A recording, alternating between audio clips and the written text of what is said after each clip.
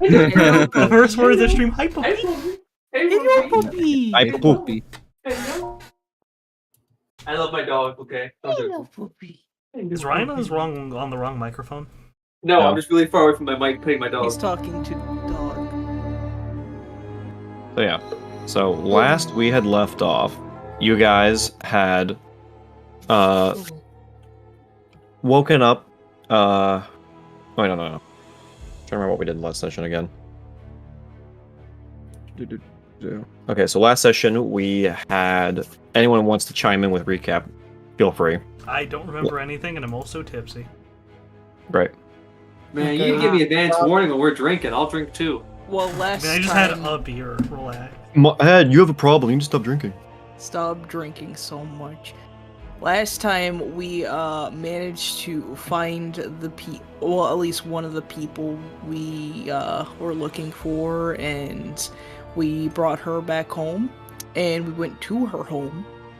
You found Irina, yes. Yeah, we found yeah. Irina's her name.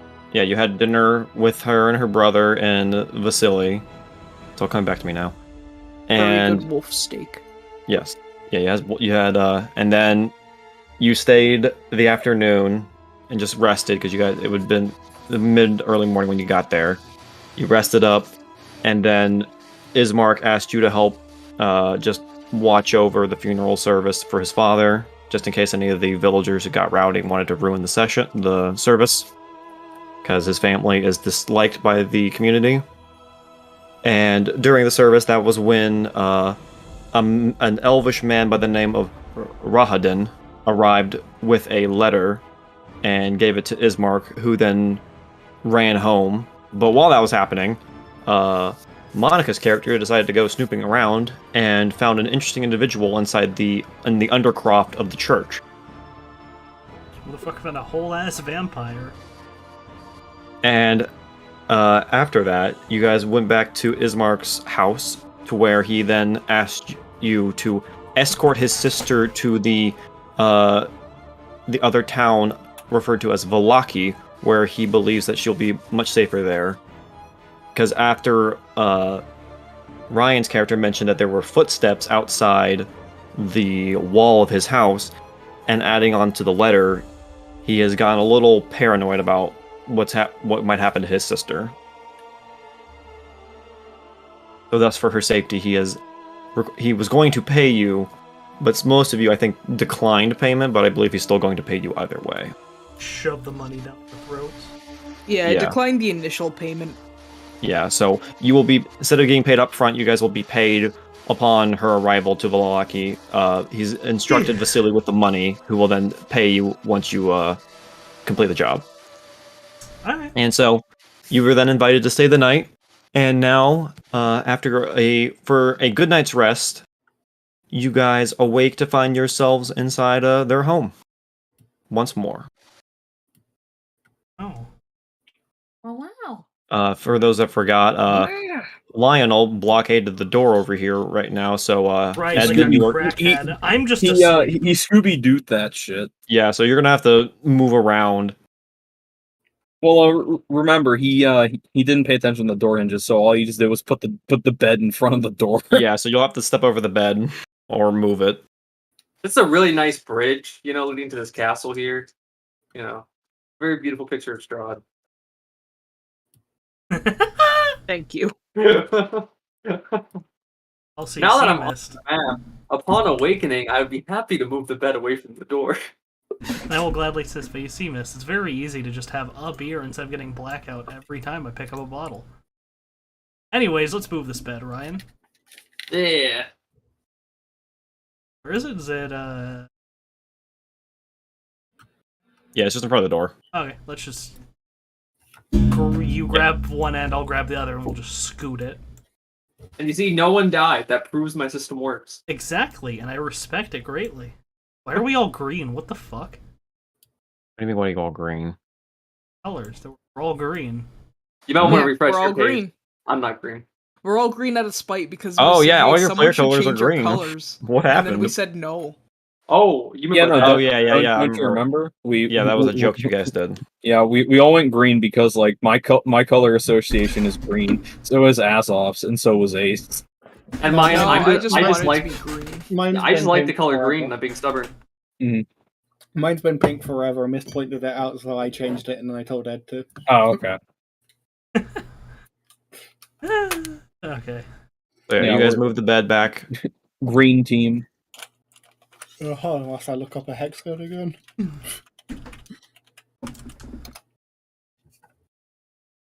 Yeah, Reynold awakens to notice Just the- your character awakens to see you kind of almost sleeping in glass, Monica.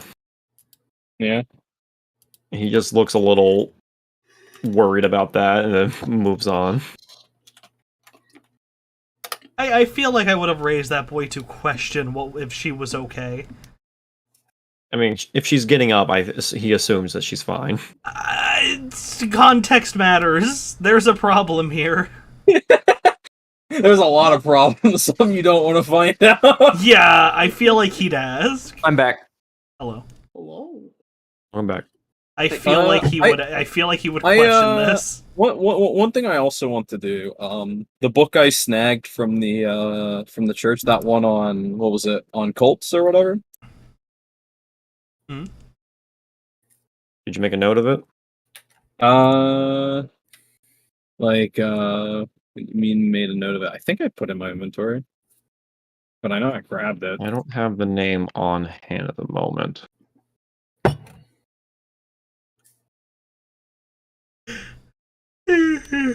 So yeah, so what are you guys doing?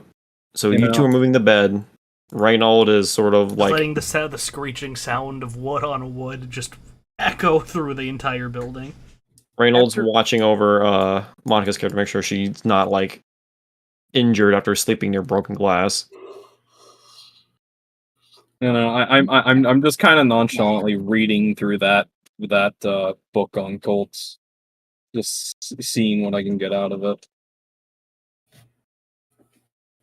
Surrounded by interesting people, that boy. I pity him greatly. Did you say that, or is that meta? That is meta. Okay, What about Marcus and Bell? What are you two doing? Like, Reynold is living the old Irish curse of may you live in interesting times. After he's done with his meditating, he's just reading through books that are in the room. Oh yeah, that's right. You don't have to sleep. Elf. Yeah. He's I mean, supposed to do it's the technically trance thing. sleep. Yeah, it's technically sleep, but not really. And I also don't have to do it as long as like a person would sleep for 8 hours. I think that's 4 6 hours. hours. 6, Just- yeah. Hours. No, just 4. bass drop, just boom. Elf. Oh. Yeah, Just the he's distant just reading sound through of- it again. Dropping the fucking bed on the floor, probably. But yeah, everyone's got their long rest in, so full health and all that. Yeah.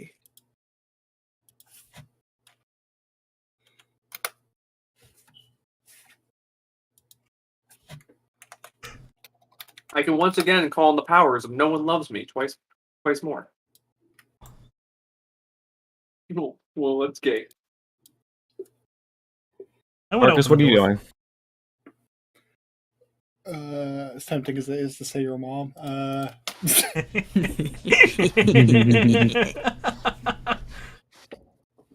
She's gonna stretch, rise from the chair, and go into the main room for.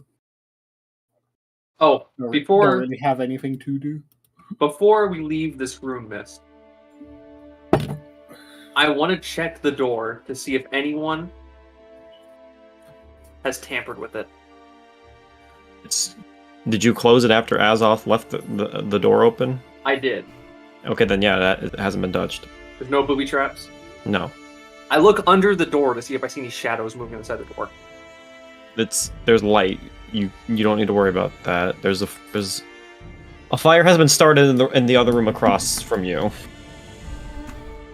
I'm just gonna sheepishly step over the crouching man and open the door. Are you resting against the door? I literally have my head up against the door and my eyeball looking under it. Okay, good. So you're not going to fall forward as I just open the door and step over you. Oh, you got us killed! I If I can guard the peasantry, I can guard you. Don't worry. Guard me. Oh. And that's why you gave me this cloak, isn't it? Did I give you the cloak, or did I just let you have it? No, the cloak of protection from the dungeon. Yeah, I'm pretty sure I just let you have it. Oh, then yeah. You just let me have it. Supposed to be level 3, right? Yes. Yes. Oh yeah. Also, miss the book was Blade of Truth. Blade of Truth. That was it. Yeah. And I had to go back to the video just Oh, damn, you skim fast. No, I remember exactly what section it was at, so it wasn't very hard to not find it. Yeah, the Blade of Truth, the uses of logic in the war against Diabolist heresies. Yeah, so it's about how to use logic when dealing with heresies. What's in it, miss? Strange book that mixes logic exercises with lurid descriptions of fiend-worshipping cults. That's kind of cool. Now, if Your average Sunday read, Hey. though. now Yeah, if the pit it's basically a lord, book about how to use logic to basically shut down heresies and demon worshippers. now if the pit lord, Basically showing them why their arguments are wrong. if the pit lord has 5 apples, and you steal 4 of his apples, how many of your limbs does he take? Too many. Anyway, I was trying so hard to contain that, Azal, if you don't even know. Back to the logic. I didn't even think about it. I failed. Oh. I can walk through the door, my bad, sorry. yeah. I was wondering when you were going to move. I was very... Yeah, Listen, the room is dark. I got very confused. As you move into the next room, you just see the 2 servants of the house just working in the kitchen right now. Good morning. What are they doing? They just nod silently at you as you move through.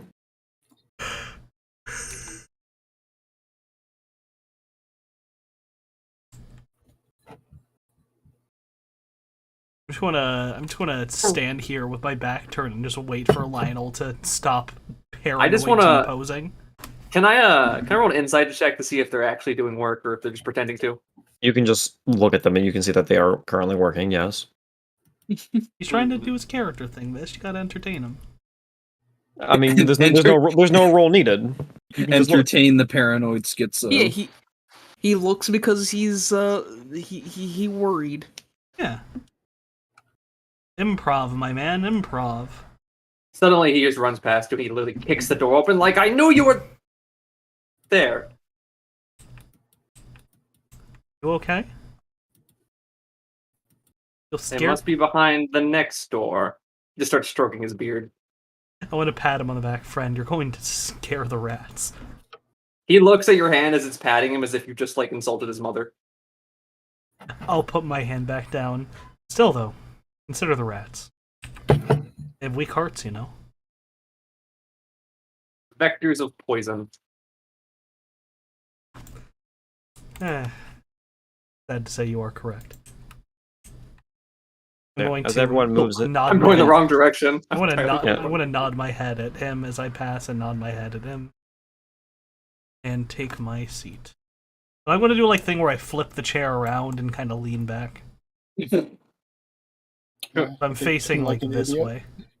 Are we not meeting in the lobby here? Are we actually going to the table? Oh, I didn't scroll to the left. I didn't know there was. Whoops. There we go. Yeah. I just saw what looked like big gathering, so I just went over here. I'm just sitting here where I was sleeping, reading a book, and everyone else So- kind of like. As everyone gathers into the foyer, Ismark is currently just looking over Take a Irina, seat making on sure the she's stairs. correctly dressed and fitted, making sure she has her belongings. Then Ismark then looks to you all. If you have any further business in the village of Barovia, I would suggest taking care of that now. There's a shop in town if you need to purchase supplies. Can we also sell stuff in the shop?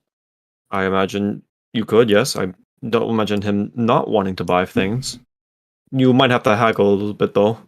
He can be a bit stingy with his prices. Especially with outsiders. Does anybody actually do any of us actually have gold on them? That's a great question. Let me check. I am Yes. poverty, so Well, no. since I did not turn down proper work, I have 2 gold pieces. I have 15. I have 70 copper and 4 silver. I am poverty. You have that's more than that's more than a peasant. I had 1 silver to my name before we did the rescue quest. I had nothing to my name Oh. before my character's session 0. I have 104 gold. Jesus the God. fuck? Miscellaneous. Okay, we're mugging A. Jesus Christ, you could just ask. Am I the only one? Did all you guys just? rich guy? So, question: am I the only one who rolled for money?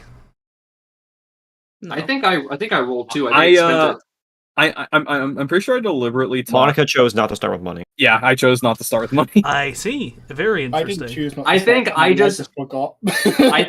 I think I rolled poorly and then spent it. I didn't spend much of mine. Also, there's no point in buying equipment when you're a spellcaster. That's very true. All right, never mind then. I mean, yeah, you can still buy a good bit of food with 15 GP because Plus, we're in the real economy, not the EG economy. Yeah. Azov, what if you just want to buy like a +1 really cool hat? It adds a +1 to coolness. See, unfortunately, that's not in the starting items at 5e, which means that it's a part of all of the items that don't have a fucking price, because 5e is really bad. Anyways, Miss, the floor is yours. We had our tangent. So yeah, Ismark, he goes to the window and points up the road. If you go up the road a bit and to the right, there is a shop called Bildress Emporium. The Bildress Bildress Mercantile. Okay. You're a little messed up to call your own store Bildress. His name is Bildreth. Oh, Builder. Oh, Bill Giraffe. Bildrath. Edmund coughs into his gauntleted hand and takes a seat, removing himself from the conversation in embarrassment.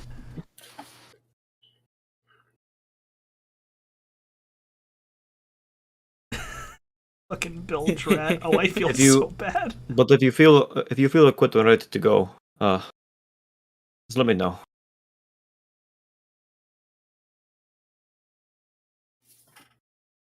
I'm ready to leave as soon as y'all are. I don't want to stay here another moment. I have no money. Oh right, shopping. I fully forgot about shopping. I might have some stuff I might want to sell. I don't know. I'm willing to go check on it just to see what exactly the shop has. Like right now with me, I'm sitting on like was it? I'm sitting on 2 short swords, a long sword, and like some other stuff. I have a Morning Star, a shield, and a backup spear, and my whatever's in my explorer's pack. But like, if they have something interesting, I might be willing to haggle for it. So I'm up for checking. There's also the fact as well as like I'm somewhat almost encumbered, so like that's why I wanted to do that. Looking at my inventory, what the fuck is the deed to the windmill? That was a deed that you found to a windmill. I wonder if they'd be where interested in this. this. Really? Hold on. It took me a second to realize my Azoth was laughing. Why? It's a deed. What is the deed to the windmill? Well, it's a deed to the windmill. It's a deed to a windmill, yes. Well, besides that. Hey, I'm going to assume it was probably in your session 1 because I can't remember anything about it. No, this was found we got inside that. the I Durst know Manor. something from the house. He found it inside the Durst Manor in a locked room. Here's well, an I idea. guess We could offer it to these like impoverished nobles. Would y'all like a windmill? The deed doesn't really mean anything. It technically means legal ownership. No, I mean besides, like, does it say where the windmill is and who? Like, is there a name on it? It was written as in like this was giving out by the owner, the head of the house of the Durst Manor. So it's basically just a blank deed essentially to whoever owns the deed. Oh man, I can't wait to show up to the windmill and it's destroyed. Well, we could sell the windmill to some... I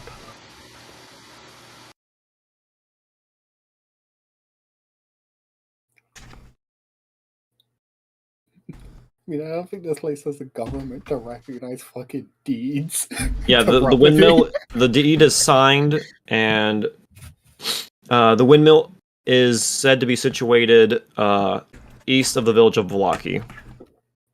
Ah, that's where we're going. Yeah, the will is signed by Gustav and Elizabeth Dirth and bequeaths the house, the windmill, and any other family property to the owner of this deed. Well, I guess that can wait until we get near there. Well, the house is gone. I mean, but what about the wind? So yeah, what do you guys want to do? You want to just hit the road now, or do you want to go shopping? Bell will offer, like, if anyone feels like they direly need something, that he's willing to share some of his gold. I mean, honestly, I think I'm quite fine. Are you telling me... unless they're selling a +1... Sorry, there was a mosquito. Unless they're selling a +1 lance for 100 gold, I think I'm good. I legitimately thought when you did that smack, you were about to make like a car salesman joke. No, that was just me fucking sniping a mosquito. Slaps the roof of Lance. Ow! But are you telling me, A, that you don't think that for 2 gold I can buy a whole plate of plate armor? I'm not saying you couldn't. Maybe a net 20 a persuasion check, maybe. I'm doing it. I'm rolling a persuasion check. Do it. Well, I'm not the one selling the armor. You're correct. You're not, because I rolled a 14. Continuing on. Yes. Anyways. Okay, but yeah, no. I'm actually just going to do that because I'm carrying like 3 swords on me. Yeah, you'll get a couple of GP for that. Okay. The only thing I would like to do is just buy some rope, because my rope got used in the house, and I didn't get it. I would assume I've got some rope. Back. Actually, wait, do I have a lantern? I don't have a lantern. Yeah, because we had to use it to get across the pit, and I think we were kind of more busy escaping the house than going back for rope. My horse. It's assumed to be on the map, don't worry. Yeah. So yeah, heading into the town center, you find the mercantile to be right here. Oh, how convenient. Oh. Excuse me. A small, dusty, almost rotted off sign hangs from the shop saying Bildrath's Mercantile. God damn, I keep hearing Bildrat. I feel awful. This is up there with fucking Scrody. Jesus. This guy's probably gonna be super nice, and I keep calling him fucking Bildrat.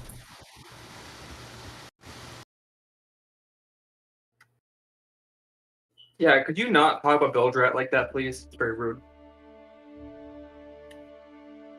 Enter the building. Yeah. And you guys enter shop. All right, you guys enter the shop, and it's a fairly small establishment. Seems to be about, I would say it's about, oh my god, sorry, why do my nose have to just kick in right now?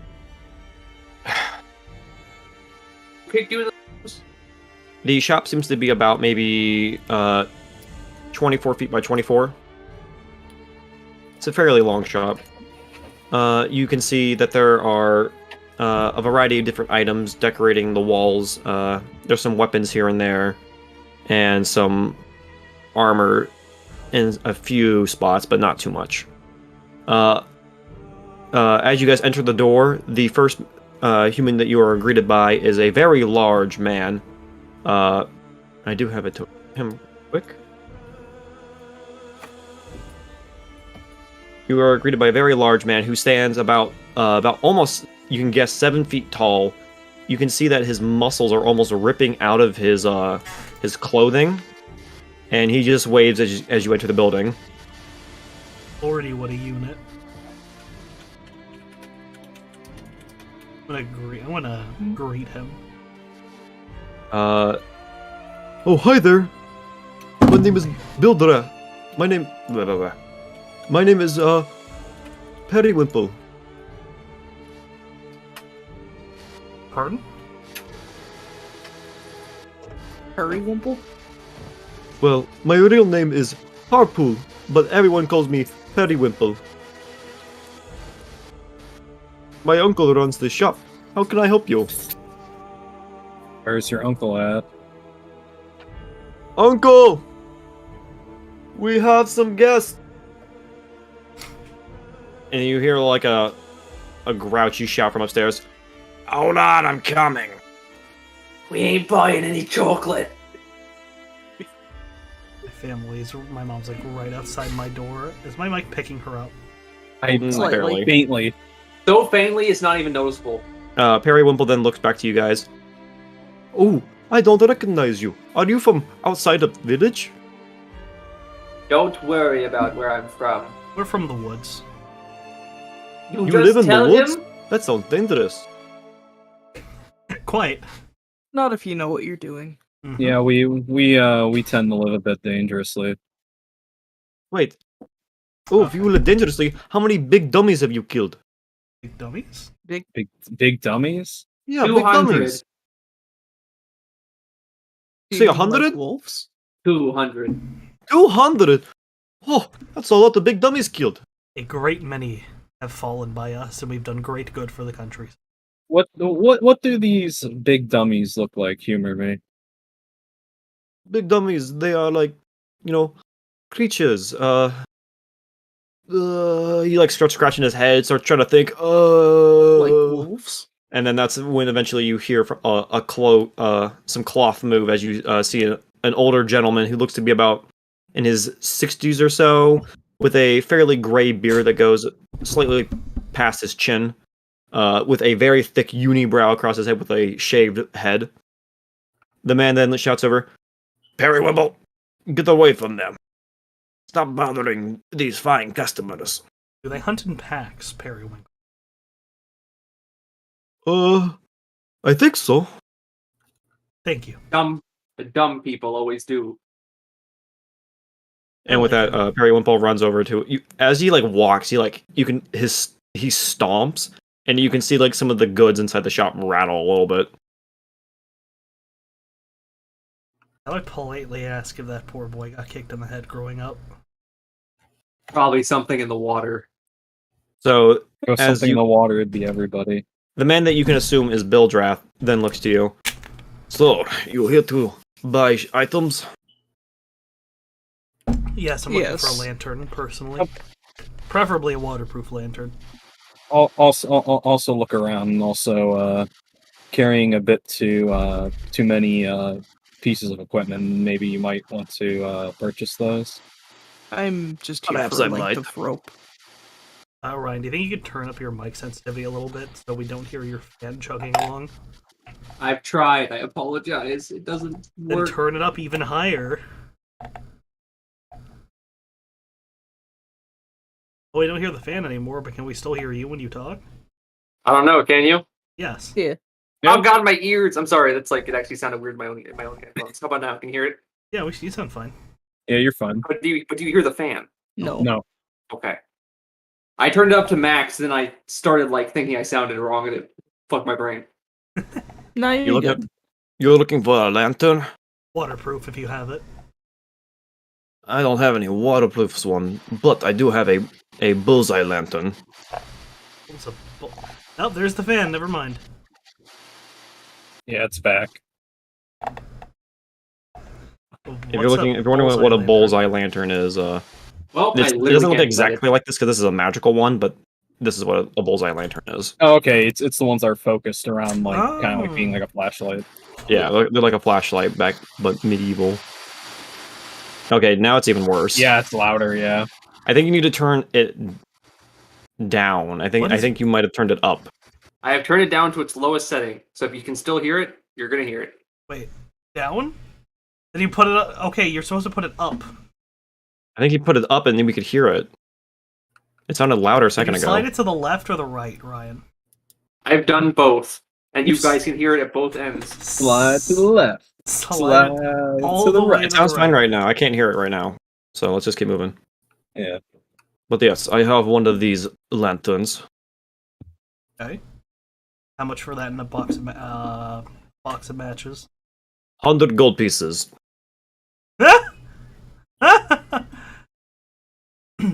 Okay, Edmund wouldn't laugh, but I'm gonna laugh. I'm just gonna slowly nod and back away. Not interested, thank you. Very well. Anyone else need anything? How much are you willing to sell for? And then I put like a regular short sword and a long sword on the table. And if you remember, Miss, that longsword was the one that was definitely very much in a decent quality, because I guess it was kind of like, a little bit. It was a decorative one, maybe?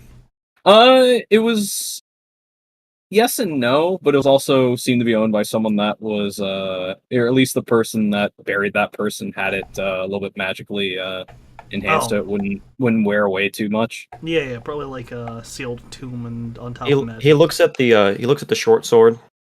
I buy this for 1 gold piece. Say pretty okay for a short sword, I think. What about the long sword? I buy that for 1.5. I'll buy it for 1 gold and 5 silver. We need to look up how much they're actually worth, because I don't actually know off the top. I'm pretty sure they're worth like 10. Like 5 or 10? Because that's not awful for resale. No, that's it's dog shit, but it's better than offering like 3 fucking copper or whatever. Mm-hmm. Trying to figure out how much it costs.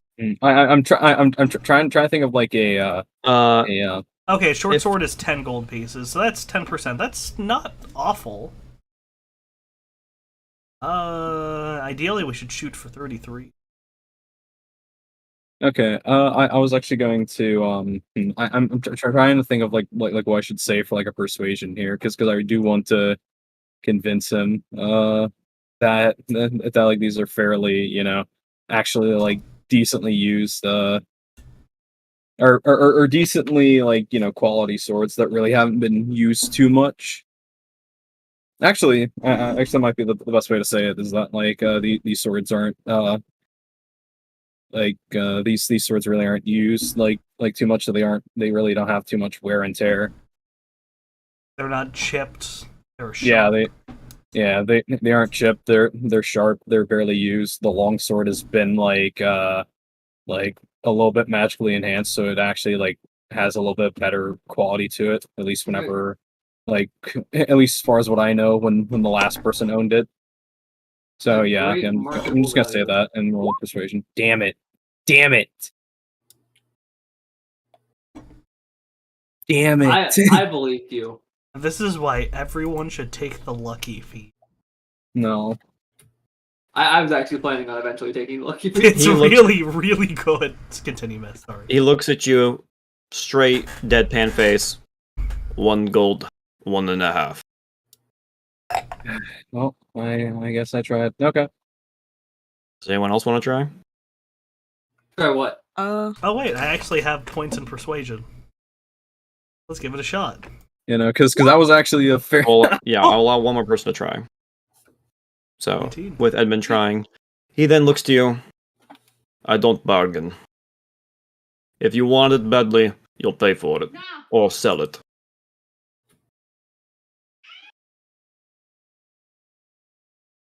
Well, I guess His same straight deadpan face just continues looking at you. Okay, fine. I guess I tried them. So that'd be what? 1 gold, 2 gold, and 5 silver. Oh man. I mean, if he's giving us these kinds of rates, imagine what he does to the locals. I don't think he deserves this kind of business at all. We should move on. I'll carry your sword. He has no. Well, you can also just notice that there's no other stores like this in town. He has no competition.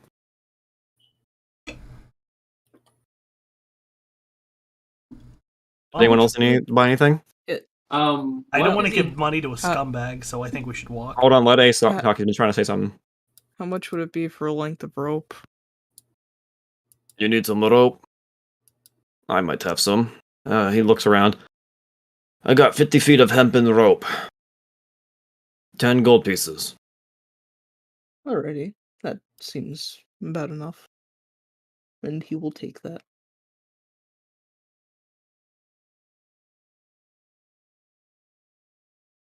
Alright. Is there anything else anyone's looking for? Or most I'm to sell?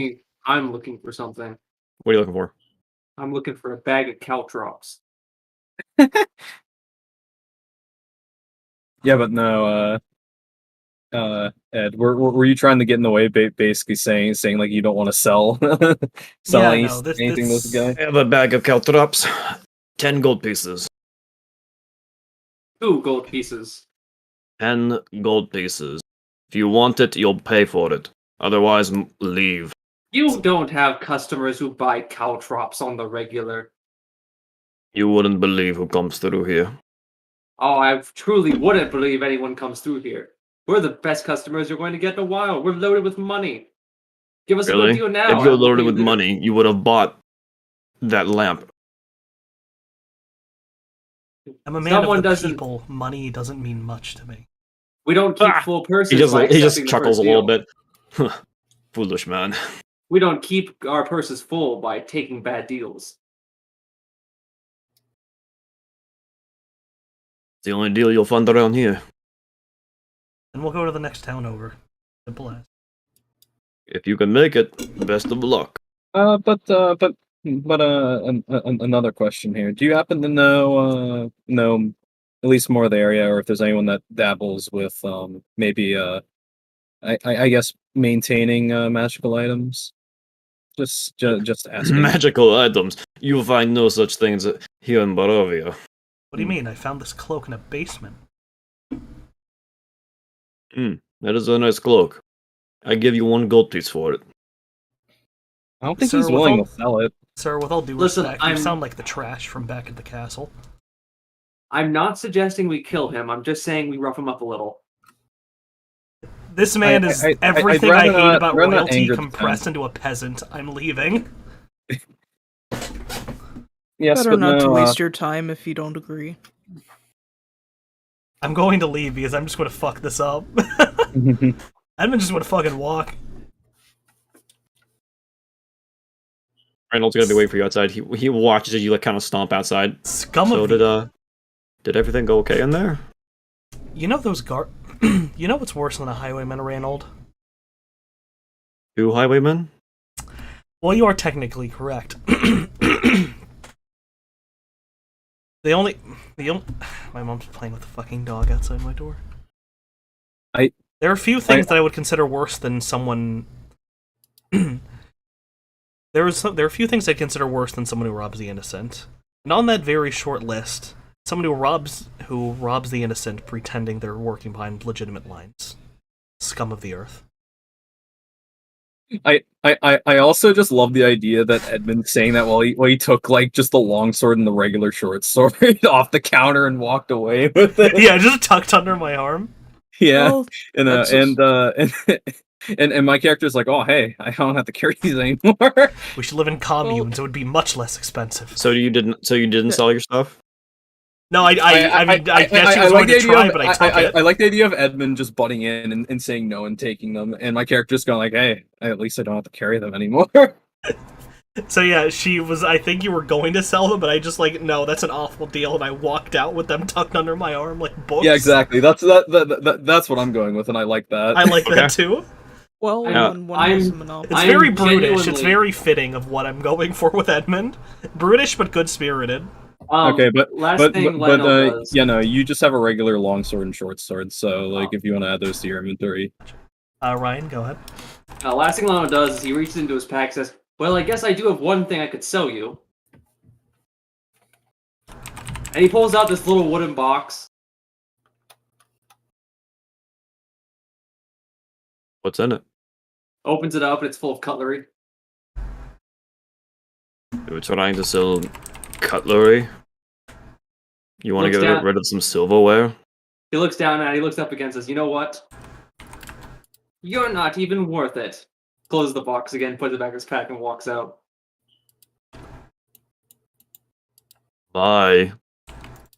And as you head out the door and everyone departs, you guys see, for once, you guys actually see some common folk of the town actually walking by. They keep their distance from you. They walk like on the other side of the road, basically. But you good old reminds me of the city. But you do hear them talk about how, man, I am very hungry. Oh yes, let's go get some food. And you see them turn around.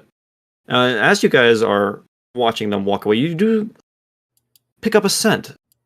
It smells like honey and sweet bakeries being made. That's a trap. And why would that be a trap? Our dear little Craven. Cut Really, to Edmund just biting a piece of hardtack. After everything we've seen here, just a nice bakery. Does that make sense? No. No. Have we seen a single sugar not. crop? If anything, the pastries are probably worth 10 gold each. Probably more 100. I mean, it might be funny just to go and check anyway, right? You were saying, Never mind. No. Go talk. I forgot what I was saying anyway. Oh, okay.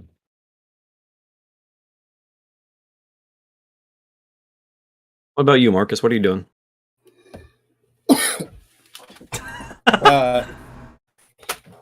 I was just waiting outside during that entire thing. Don't really care what's in the shop. Okay. Since you've been outside, Edmund. Yeah, after they were in there for a couple of minutes, before they came out, you did start to pick up the smell of like what smells like cinnamon rolls almost. That's the closest thing I could compare to it. Well, I guess we could head over and I can see if they have hardtack. Hardtack is a thing in D&D land, right? Yes. Hardtack is like really old, so yes.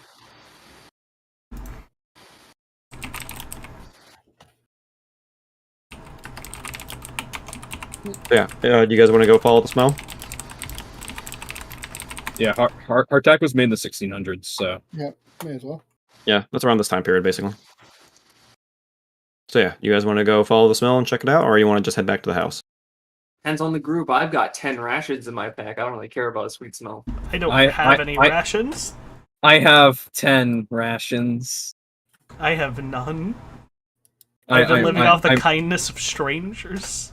I'm putting parentheses around those 10.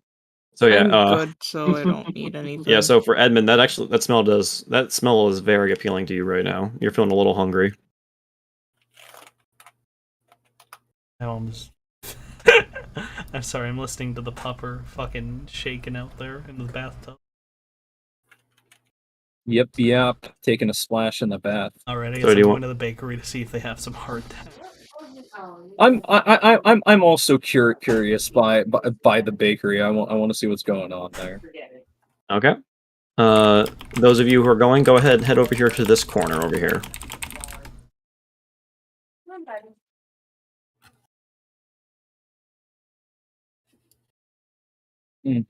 Those of you who are not interested, go ahead and head on back to the mansion. I'll just stick with the manor. group. Don't see Or you can stick with the group. Choice is yours. I was actually just going to make a comment if your character Ryan wasn't going to participate. I was going like, oh man, and I thought our Craven would have been great to see if there was poison. It's more like I don't want to get ambushed on the streets by enemies by myself. 17 vampire clones come out of the alleyway like a clown car to beat your ass. And they just say, you should have gone for the bread. Oh yeah. As you guys start following the smell, you see those two guys that you had saw a second ago walk past you with pastries in their hands, biting down and tearing it apart, just chowing down on these what you can smell and look like delicious looking pastries. And eventually, as you round the corner, you see a small wooden cart decorated with a about a dozen or so pastries with a old woman attending to them. And let me show you. I have a handout for this. Oh, I don't trust this at all. It's She not nighttime seems right like- now. This is daytime. I don't seems- trust this at all. She seems like a lovely old lady. You're She just does staring seem at this. lovely, but I You're don't just staring at trust this- lovely in Barovia. Y'all are just staring at this cart like, maybe Lionel had a point. So yeah, you see the lady, and as she sees you, she waves at you, trying to flag you down. Do you dare to eat a pie? I don't know. Are you also scared of this joy in fucking Barovia? I could always inspect the pies. Yeah. Well, I don't trust actually- like that. I do have one idea. So if I walk in and I ask for garbage, I should be fine, because who would buy the garbage? I'm going to approach the woman. Okay. Good afternoon, Oh, miss. hello, dear. How are you? Doing very good, miss. I was wondering if you had any, hardtack. Hardtack? Yes. My dear, this is a bakery shop. I don't sell hardtack. I always thought hardtack was made in ovens. It looks like, dried bread. It's more complicated than that. Well, It's I'm not very smart. complicated. More dehydrated than it is Yeah. cooked. S'more has its moisture removed. I always took hardtack for just overcooked bread. Oh, no, it's- No, because it's- then it would be crunchy. No, this is in character. Right?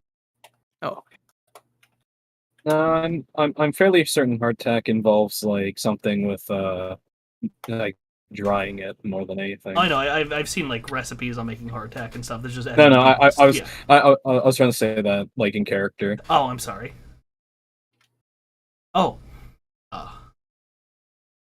Apologize then. I mean, it's rude to ask, but could you point me towards somewhere in town where you think I could find some hard?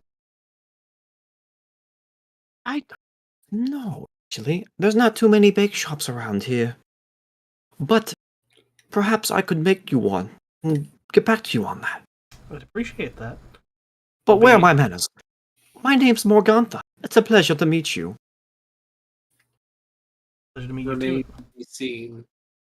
Suppose Oh, you look could. at nice to meet you. And then she notices like all the rest of the group. Oh, so many people. It's a pleasure to meet you all. But you don't need to call me Morgantha. It's too formal. You can just call me Granny. Yeah.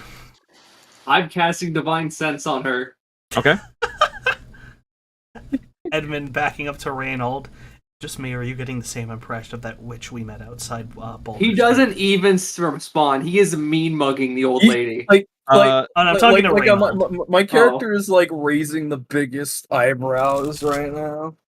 Okay, so I'm going to back up and kind of look over to Reynold and just loudly ask, so, is there anything you'd like, Reynold? Then lean in. I'm sorry, you're getting the same vibes you got from that witch we met outside Baldur's Gate. What witch? What do you mean? It's improv, man. I don't remember there being a witch. Wait, you mean that commoner? She wasn't a witch? She wasn't? No. What made you think... What made you think she was a witch? Those boys were saying she ate children. He farted. Because she scared them off. They were small children trying to steal from her bake shop. You didn't see that? No, I was Oh lord, I almost bludgeoned an old woman. Christ. Maybe you have a bad first impression of old people. Maybe we need to work on that. Half of the elderly, half of the geriatrics I've met in my time, you never trust a geriatric in court. I suppose that bled on. Ryan, I have DM'd you your results. Okay. Let me go check my DMs. Do you think we should trust this, all things considered?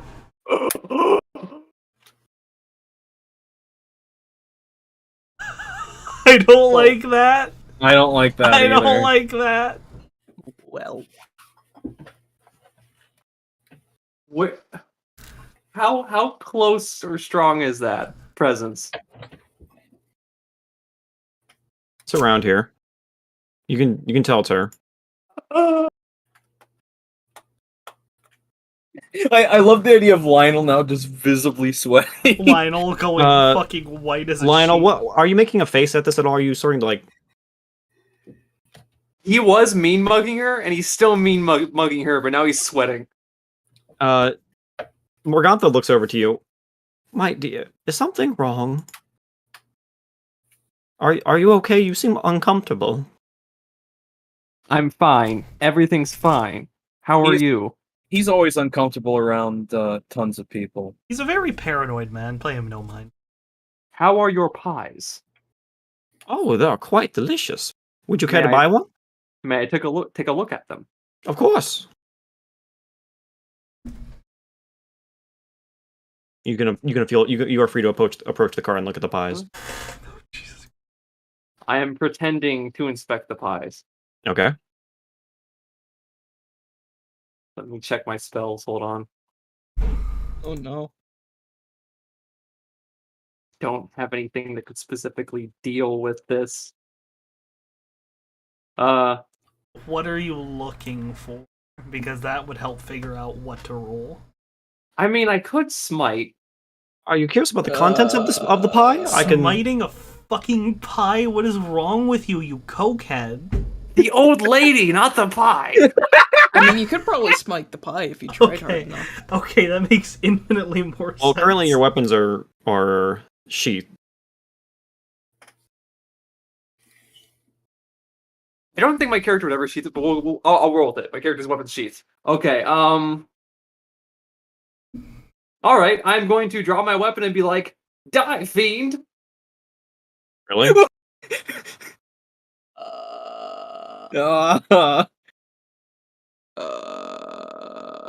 I'm gonna need to roll something real quick. Literally a fiend. Oh, you beat me to it, because I was going to take the thing for her. So I guess me and Reynold are tackling this old lady. Yeah, Wait, Reynold tries but fails. You can roll dex to see if you can get in the way. Actually, if I may, seeing Reynold try being a more dexterous boy, I'm going to just shove him. Can I roll strength to try to shove him towards, to give him like a little running thing? Roll me athletics, and I will give him advantage. Okay. You go to push him, and you just push him into the ground. No, fuck it. I'm using a luck die to make that the 20. Okay, 20. All right. Yeah, it's a 20 now. Yeah, so actually, I'll give your roll to him. We'll do that. because I blew you a go to luck die swing on your this. weapon, Lionel, and you see Reynold get in the way between you and her. I haven't swung it yet, though. Oh, he just drew his weapon. I literally drew a weapon and yelled die, fiend, because I thought we'd have to, like, do initiative or anything else. Okay, yeah, so Reynold immediately gets in the way. I guess Edmund does too. Yeah. Oh, so wait, so we're not even, like, rolling for this? Yeah, not yet. If he's not going to attack yet, we're gonna just say you moved in. Die, then. Never. Okay. Yeah, hold on to your luck die. Oh, Lionel, what is your problem? Calm down. She is not what she appears. Lionel, I understand you're probably having a very bad spot of panic right now. Let's go for a walk. Is there something wrong, dear? Did I upset you? Who knew our friend here has problems. Many. Wait, did you say fiend? Keep your tongue in your mouth, fiend. Oh, I see. Oh, you must be one of those holy sorts that can use divine sense. Allow me to explain about that. He's still talking. Your friend here detected my there's a fiendish curse that's been placed upon me. My mother, she encountered this witch in the woods, and she tried to trick my mother into buying a cursed apple. She chose to trick her back, of course, and the witch bit into the apple, but before the apple cursed her, she cursed my mother, and so now my mother's side of the family is cursed with this fiendish stench. So now whenever there's a holy man around, I get looks and possibly attacked. This sounds like bullshit. There we go. Or as you can tell, she's not lying. But she probably also ate another apple that makes her immune to inside checks. Also, I would for an insight roll. Don't automatically roll. Sorry. Sorry, it's just that by instinct, like looking at that to me just seems just like felt bullshit. bullshit. and sometimes to me, I feel like sometimes just asking for an insight roll can just break and turn stuff into meta. So sometimes I just like to put more, or I like to wish that there's more emphasis, or at least like your own internal, like that seems kind of fishy, you know? The way that she spoke it does not sound like she was lying. It sounded as truthful as it can be. Even with a 21? Yes. That A, oh, okay. Please forgive my companion, Morgantha. Like I said, call me Granny. It's okay. I'm personally uncomfortable with that, with all due respect. Lionel, let's go for a walk. Fiend! Lionel? Here, young man with the with the very nice hair. Here, she hands you a pie. She hands you a pie on the house. This should hopefully calm his nerves. She puts the pie towards me, I go, and I hit the pie. No, she's giving it to Edmund. Oh, I was about to say, I thought it was weird she thought I had nice hair. Let him have some of this. It should help calm his nerves. Oh, yeah, Reynold, do you have some cloth I could wrap this in? Of course, here.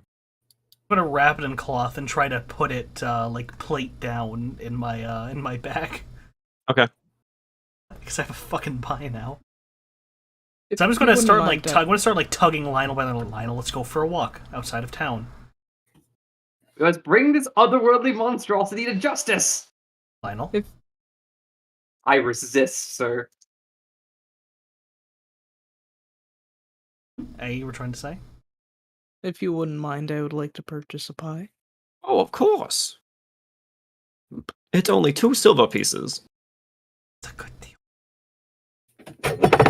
Here you are. If you have any questions about the pie, let me know. I'm more than willing to answer any questions. I'll keep that in mind, thank you. Belle just buying a pie while me and Ed are just fucking wrestling in the corner. Oh my god, Azoth.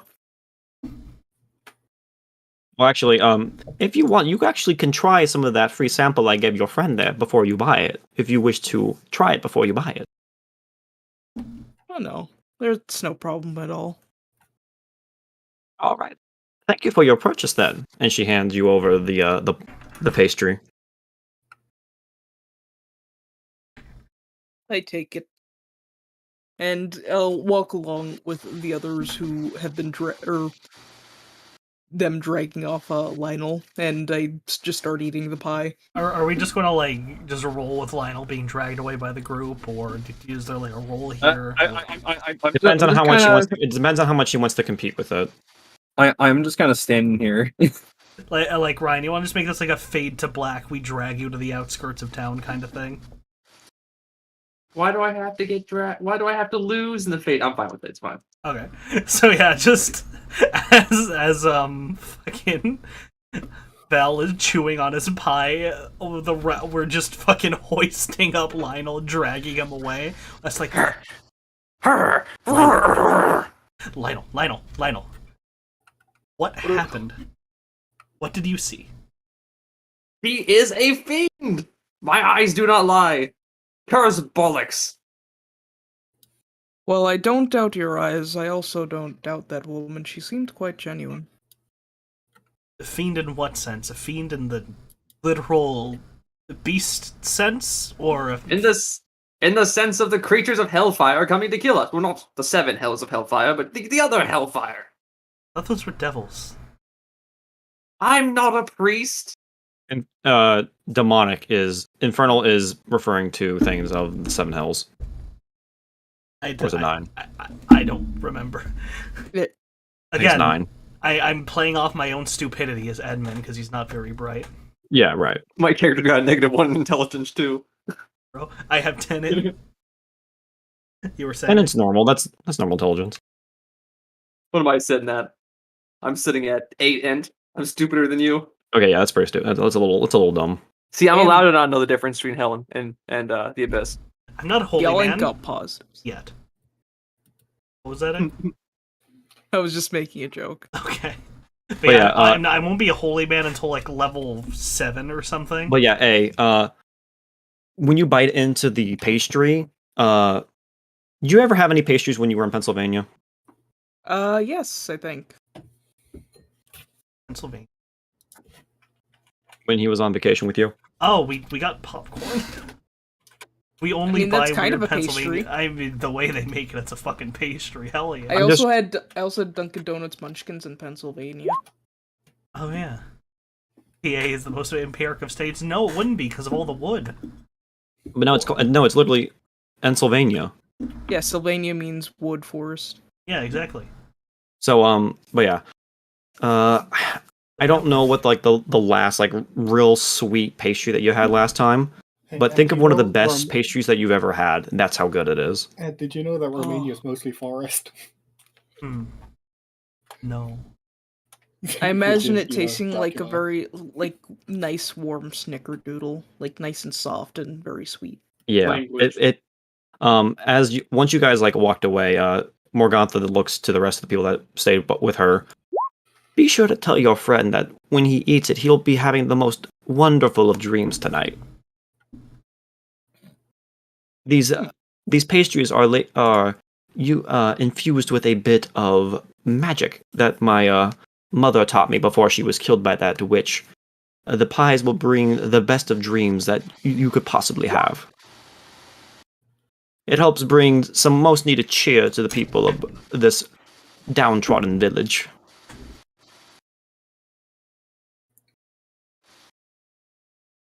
And where'd you learn something like that? My mother, I just said. Where'd she learn that? She learned it from the witch before it killed her. I heard explain this.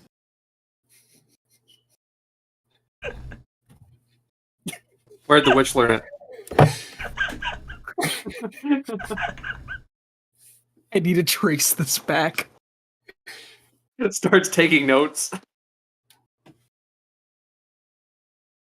So I checked. I don't get a level of cleric until level 7.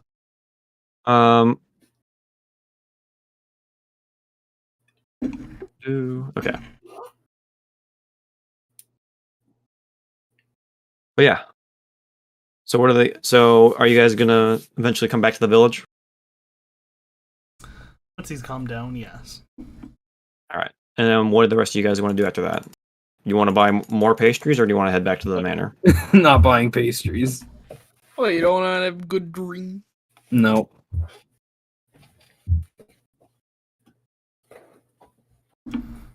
Okay.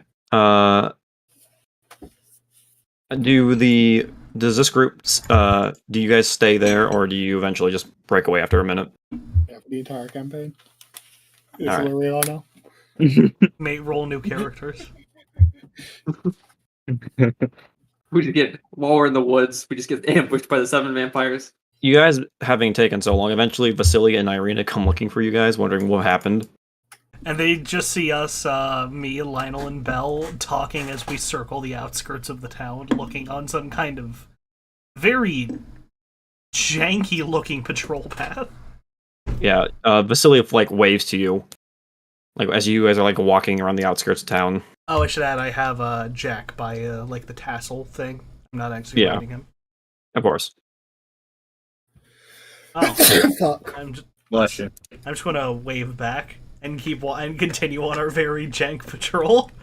As you that continue would be walking, awful, Vasily kind of grunts and starts to run towards you guys, try to catch up. Like when I see him, I'm actually just gonna walk towards. Oh, sorry. You guys have been gone for so long. I wondered what happened. It's time to hit the road. Edmund is still in the process of trying to calm Lionel. Lionel with a brown paper. Lionel had a bit of an episode. Brown Why? paper What bag happened? over his face, breathing in and out. What a misunderstanding, simply put. With who? The An old fiend. woman selling pastries. She was a Oh, fiend. Morgantha. Yes, I've seen her on the road a few times. Yeah, she's fairly nice. What a nice lady. I've Or had no bad experiences with her.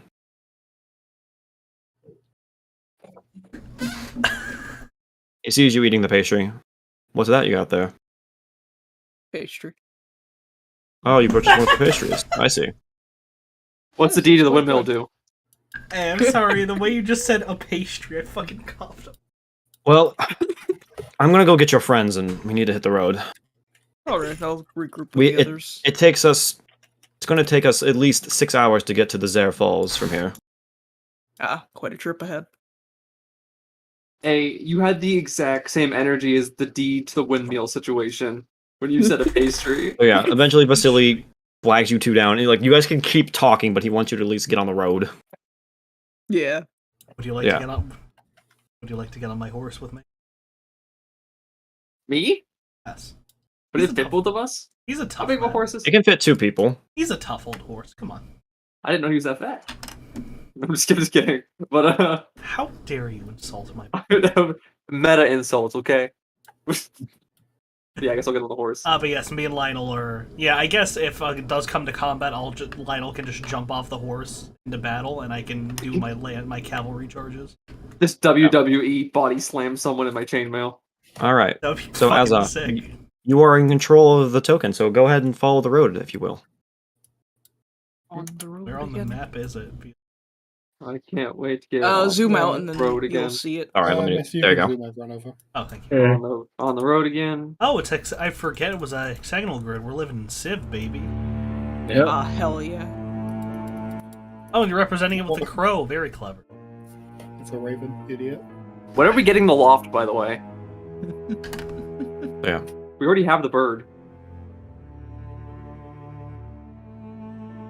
Don't worry, we'll get to the. You guys begin eventually as you walk along. The village begins to grow in size as you continue down the road, and after about 2 hours down the road, Marcus, you then notice that Irina has started to somewhat like walk alongside you and keeps you catch her looking at your raven every now and again.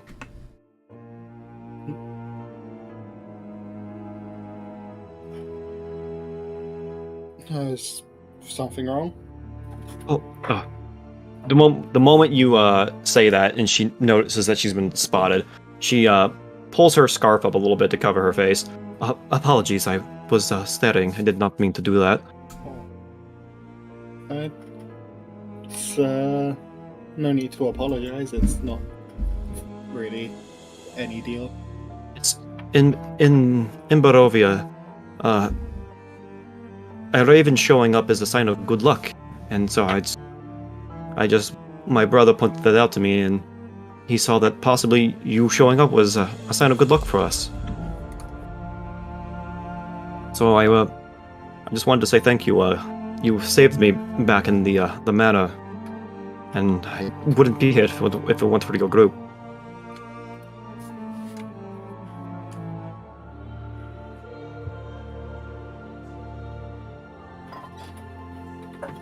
No. Yeah. Well,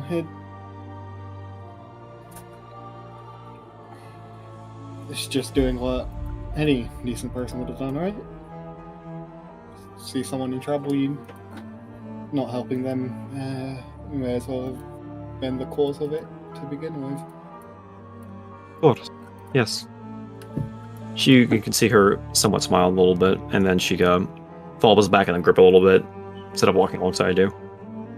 And eventually, after about 4 hours in, you guys get to about here. I actually just remembered something, but like I don't think we were going to do anything with it. Aslov, remember when I told you about like the fact that the priest's son was a vampire? I didn't know if you wanted to actually check that out or not. Because I just completely like forgot about that. Like, did you want to do something with that or no? Or would you say, or we say the ship has already sailed now? Yeah, you can always come back. now. We can come back later. Okay. And it does make more sense to do that like when we're not pressed for time. Okay. Yeah. So about 4 hours into your walk. Yeah, I don't think the distance is mapped accurately for whoever was measuring that. Yeah, I was having a little OCD fit. I'm sorry. Fucking Yeah, 2 miles the in 4 distance. hours. Yeah, the distance on this map is not. I have increased the distance than how it looks on this map. If you need a conversion, I can give it to you if you really need it. No, I you know how I am with maps. This is strictly a me problem. Don't worry. Yeah. So about 4 hours in, Irina also kind of like begins to fall behind in the group. You see her have to like stop to like stretch for a minute. You can see that she's a little worn out, but she doesn't seem to raise any concern to anyone. Like when she goes to stop, she immediately runs back up to catch up with the group. Lionel, do you mind trading with the poor girl? I was actually just about to say, why am I on the horse if she's not on the horse? I was like, Like, So we both you don't have another schizo fit. we both open our mouths and just say, "You should get off the horse. I should get off the horse." I should get off the horse. Yeah. And then we both just pause, solemnly nod, do like a fist bump, and you hop off the horse. the solemn fist bump of understanding. You offer her a place on the horse. Of course. Yeah. Listen, if I had, we both if I had offer her known, a spot on the horse at the same time. we both get off the horse. She like raises her hand. No, it's all right. I'm okay. I can. It's just my first time out of the village. I'm not exactly used to this. I'm gonna pick her up Going and put this her on the far. horse. Pick her up and put her on the horse. Roll me athletics, The please. haunts. Yeah.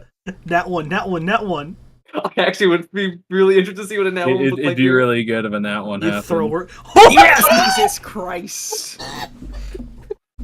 God damn it! I can't believe Ed called it. I can't believe Ed called it. You go to pick her up, and then you end up just throwing her forward a little bit, and then she ends up just kind of like almost bumping her head into the horse. I was imagining he just fucking slam dunks her straight into the mud. No, not that hard. I just suplex through an accident. She kind of just trips a little bit and almost bunks into the horse. It's at this point that Vasily like stops the group and like turns back around. What is going on back there?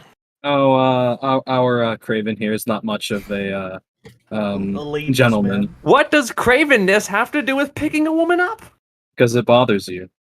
Shit, you're right. I'm going to channel my nobility and do a bow, outstretch my hand, and offer to take the young lady's hand to lead her atop the horse.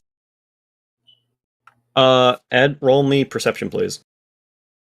Oh God. no, she's gonna have a fucking Nero Devil Buster, I swear to God.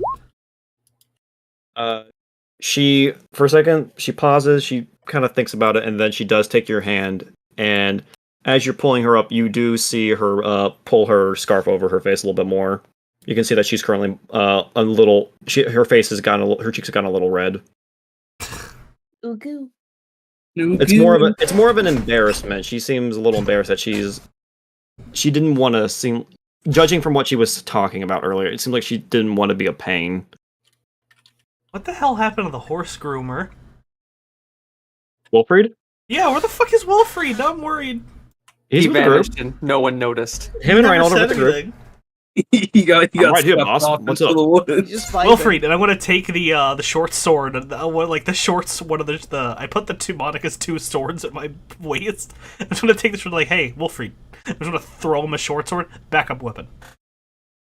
Oh, sweet. Does this mean I'm getting a promotion, boss? You're always promoted. Yeah, you know it. Fucking love Wilfried. He's going to die horribly. Yeah, no, he's So gonna yeah, die horribly. and after that little commotion, you guys continue moving forward until you get to a crossroads here. But yes, I wanted to situate her on the horse, tell her just put your arms around my waist, blah blah blah blah. Oh, okay. The horse is not inverted. Invert Matter. horse. Vert haunts. She has become the horse. Fuck you, inverts your horse. Flip Yeah. him along his y-axis, damn it. Edmund, has your horse always had a human face? No. No, it hasn't. No, I said Y, not X. No. Wilfried will become the human scarecrow. Thank you. Oh no, we've lost Now you're him. the horse. I've digivolved into a centaur. Actually, that would... I mean, if something horrible is going to happen to Edmund, he probably would be just mutate into a centaur man. Anyway, or you'd be turned into like a weird or you'd be turned like Benny from I Have No Mouth and I'm a Scream. Oh god. So yeah, you guys come across some crossroads. Go ahead and keep moving forward up the road. I want to stick to the middle of the group. Oh, she fell off the horse. She fell off the horse. She's on the horse. It's not 1-to-1 always. I know. It is in this case. She fell off the horse. It's canon. To a boat. I'm gonna wait until the group kind of gets around here so it can be in the middle. There we go.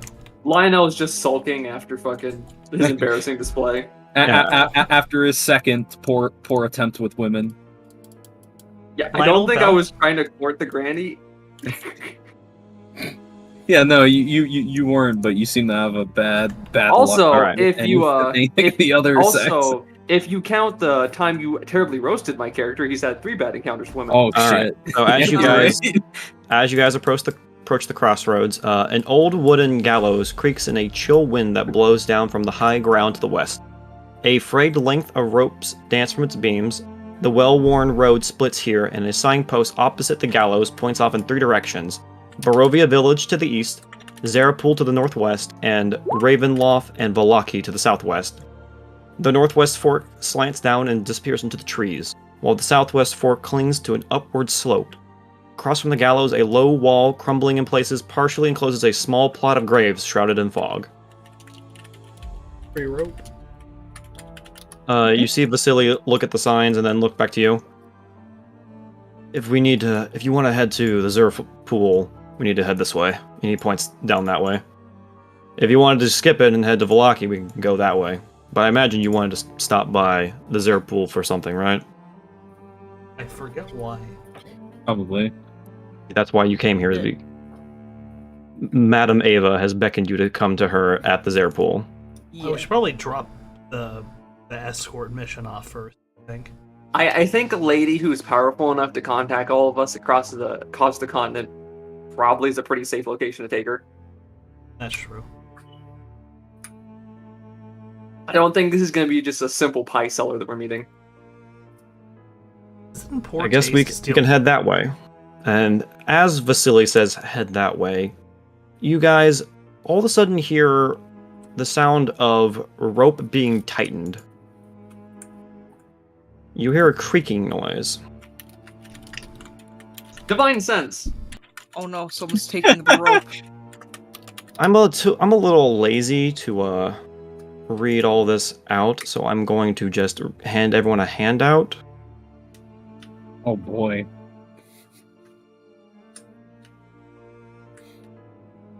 What's that?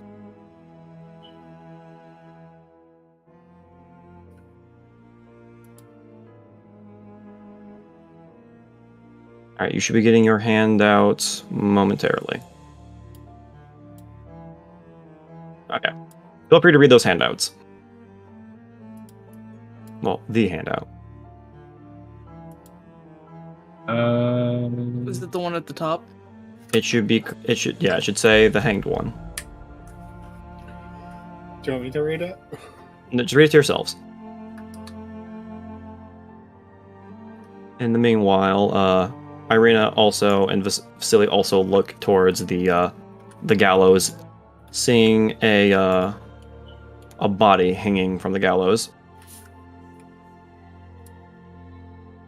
Where there was nothing before, now hangs a lifeless body.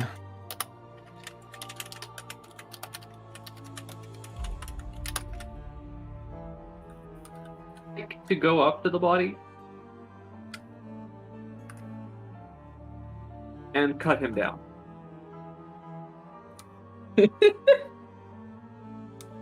Sorry.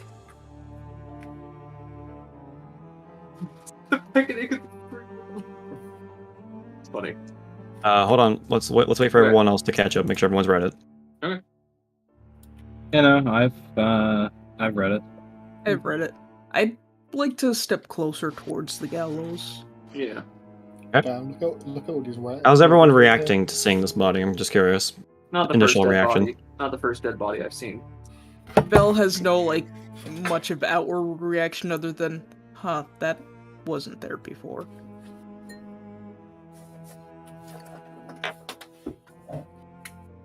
this gallows looking? Does it look like it's been used, like... I mean, obviously it's been used recently, but... Does it look like it's, like, new or old, or... Looks pretty dilapidated for the most part. Not like the gallows where I come from. Lionel, did you not pick up what you see? I probably didn't. Let me read it again.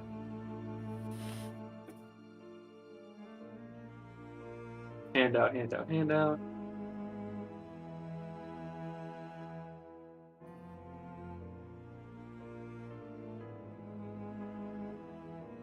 Uh, uh, uh, uh, uh. What? I think he's vomiting. Oh, he's vomiting. Thoroughly unpleasant. Fitting in for a highway. Lionel sees it and he literally falls on his ass and starts crawling away from the body in abject terror. I guess he's having another one of his fits. What's Does he just not look at it? What's so wrong, Lionel? Fucking get me off the horse. I can't be dead. Dead. Lionel? I'm not dead. How can I be there if I'm not dead? I'm going to give him a fucking gauntleted slap across the fucking face. Ooh. Okay, I think we can ask this. What does everyone see?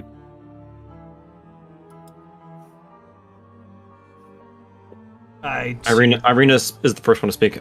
I see my brother. Oh, that's quite funny because I see my brother. Wait, what? I see a thief. You're all blind. It's clearly me. No, we're clearly being played with again. Remember the manor? A cheap trick of the wilderness. I'm gonna throw my hand axe at the rope.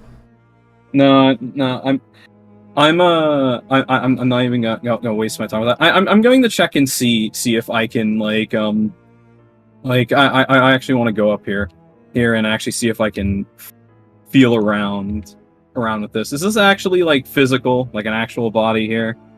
The gallows is physical as you climb up to it. Yes. Well, I mean, what's hanging here? As you go to the touch of the body, yes, the body is physical. Is there anything on the body? No. Nothing? Okay.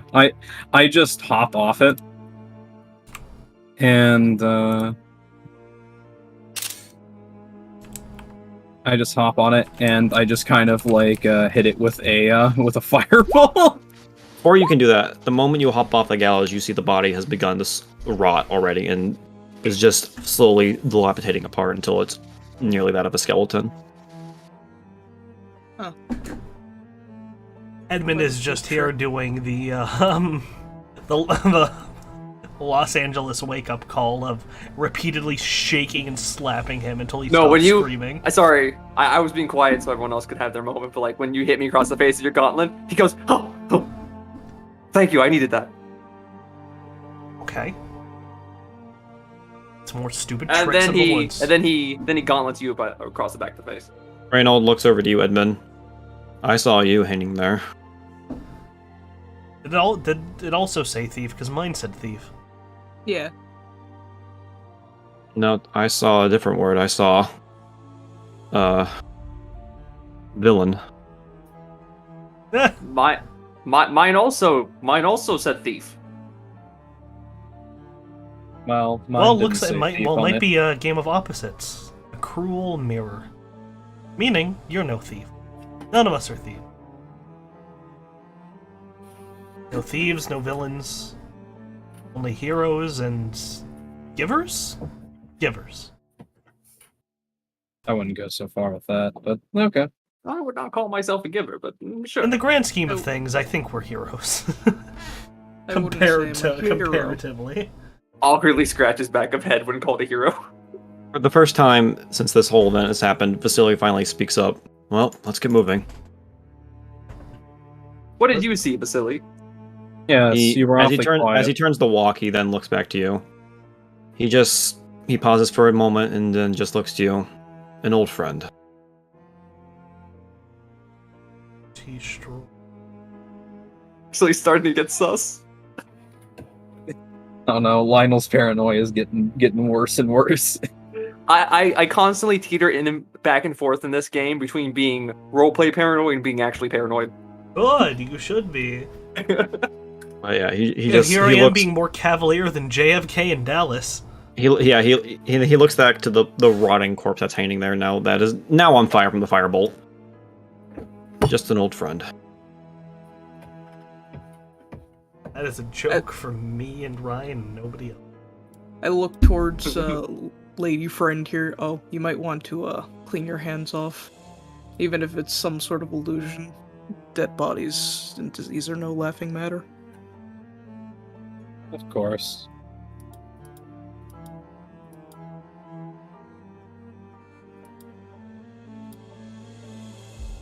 Yeah, the real corpse.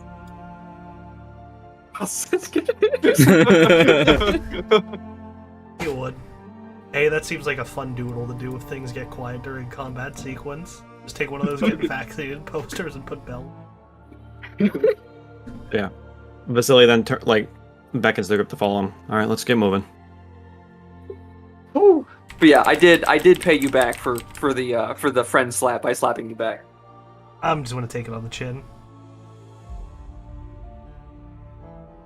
Yeah, since you guys are heading towards the Zer pool, you're going to go ahead and head up northwest.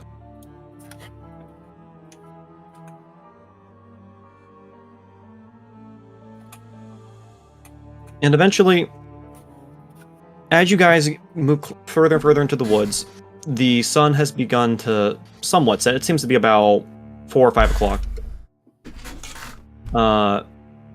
You guys are, as you guys get further down the road, you guys get to eventually start to hear the sound of music in the distance.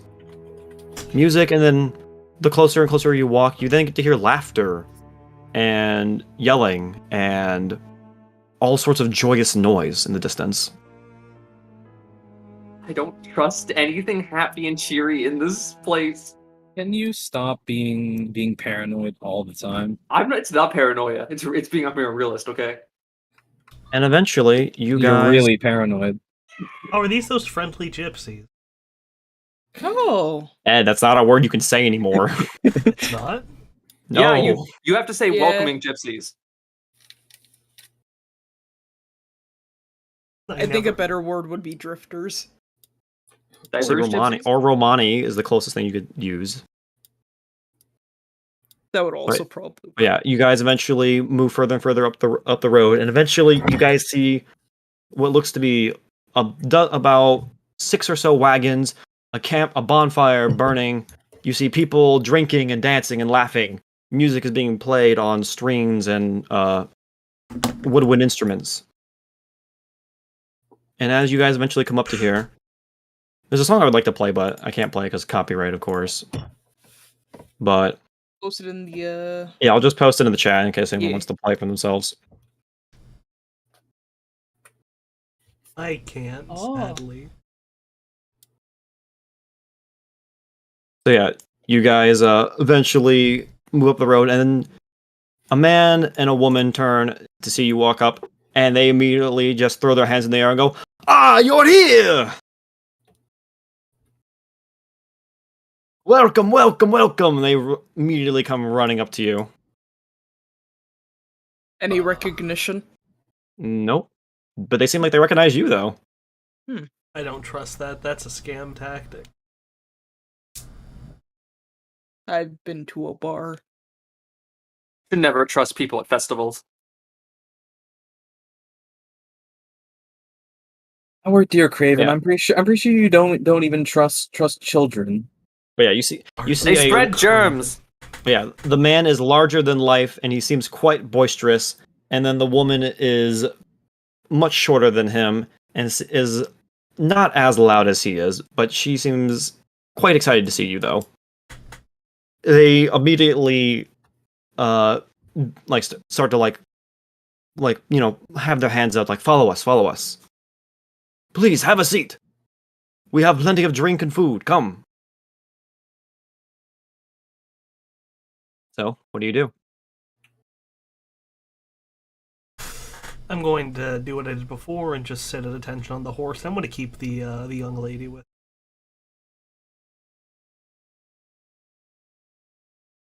Vasily looks to you all. Well, come on. And he immediately heads in. Yeah, I'll head in. I'm just going to park my horse like here. Yeah, the big man looks to you all. Please, seats. We have plenty of seats. Sit down. And he then looks to the woman next to him. Rena, go get drinks.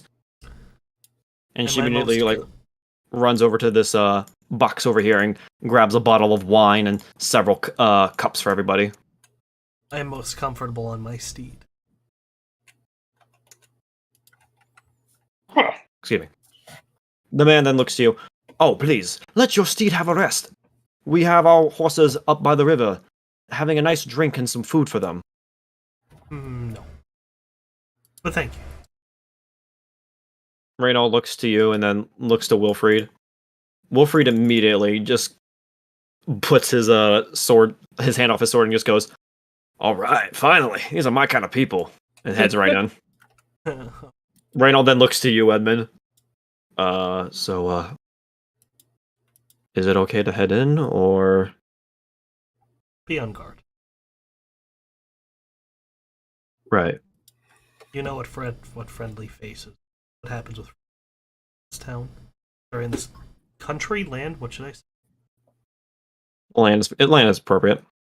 So yeah, there's Go ahead. I'm gonna lean down to Reynold. Keep your head on your shoulders in this two-faced land. Right. In the moment he walks over here, the girl Rena immediately hands him a cup, and he looks to you, and then to the girl who is just waiting for him to take a drink, and he just takes a drink. He's a little young to be sipping wine, I mumble to myself. He's 17. 17? A little bit. You see, we're in fantasy Europe. So Irina looks to you. I'm gonna go check this out. This seems quite fun. Leave me to be the curmudgeon, I guess. He hops off the horse and heads in. Why do I smell smoke? It's immersion. Is there by a campfire, idiot? Yeah, it's immersion. Yeah. yeah, your apartment burning down, that's immersive. I looked up curmudgeon because I was wondering, once again, did I just say something racist? A bad-tempered person, especially an old one. Fuck. You're only Aegis. It's not that bad. Damn, Aegis. Look at this guy. It is culturally acceptable to be Aegis, so you're fine. So yeah, as you guys sit around the campfire, you see a young 13-year-old boy over here with his father. Oh no. Is he in a choir? The father is playing the lute while the young man is trying to mimic him as he plays. And then you see a younger 10-year-old girl next to the 13-year-old also as well. The three of them seem to be trying their best to keep up with their father, but they are all playing somewhat pretty well at the lute. And in the distance you can see a young man and his what you can assume is his brother putting on a show in the distance as they are acting out some sort of play. What does the play entail? Unless you need to go check it out. You need to go walk up there and take a look. Okay. No, there's two people that way. I'm walking around this way. And then there's also a young 8-year-old boy here who is currently dancing to the rhythm of the lute that you can assume his father is playing. Oh yes, 8. All right, I'm watching this play. One of them, the older man, is currently playing what you can assume is the villain, as he is currently in a mock duel with the young hero, played by the younger man.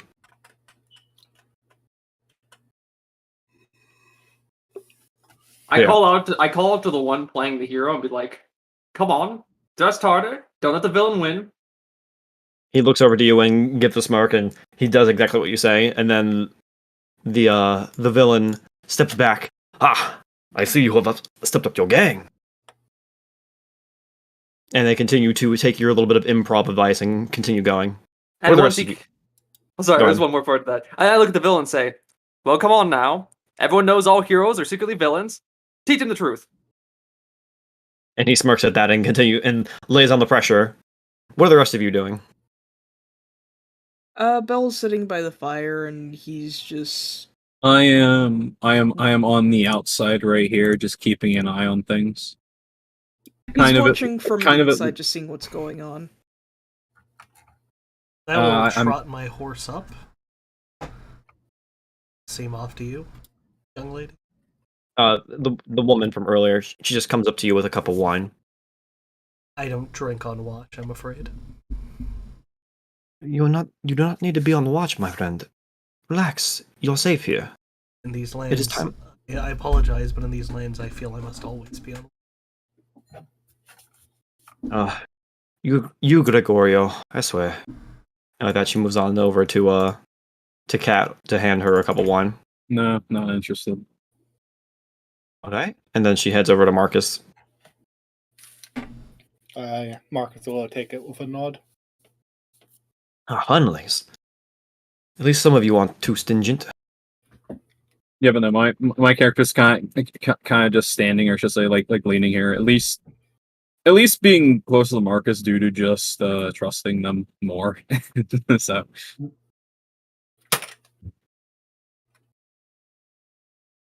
Yeah. As everyone somewhat begins to partake in drinks, the boisterous man here then looks to everyone. So, where are you from? Where am I from again? It's one of the town. Listen, I don't know the Sword. Cormier. I don't know Sword Coast. Cormier. Cormier, thank you. That's not the Sword Coast. Faraway land of the name of Cormier. Cormier's pretty far from the Sword Coast. Is it? Yeah. It's extremely far. It's real far east. Yeah, it's in like the middle of the continent. So let's say Russia's near the Atlantic. I see. How loudly do you say you're from the Sword Coast? I mean, you say you're from Cormier. I'll answer his question like loud enough that everyone in ear should eyesight should be able to hear me. I turn to look at him and say, "You're from Cormier?" Absolutely. That explains a lot. And then he goes back to watching the play. What is that supposed to mean? He does not respond. He is huffing.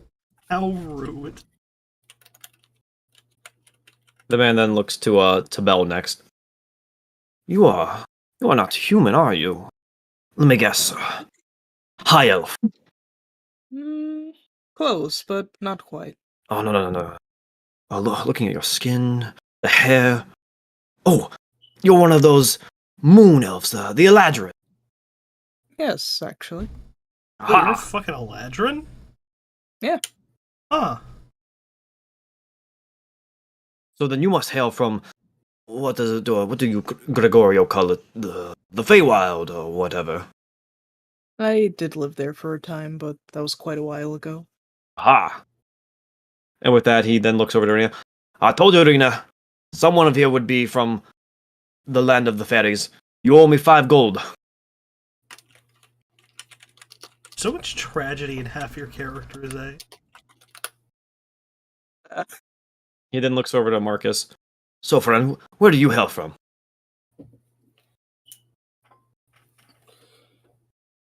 What are you looking at? Village. Oh, okay. You're looking at Marcus.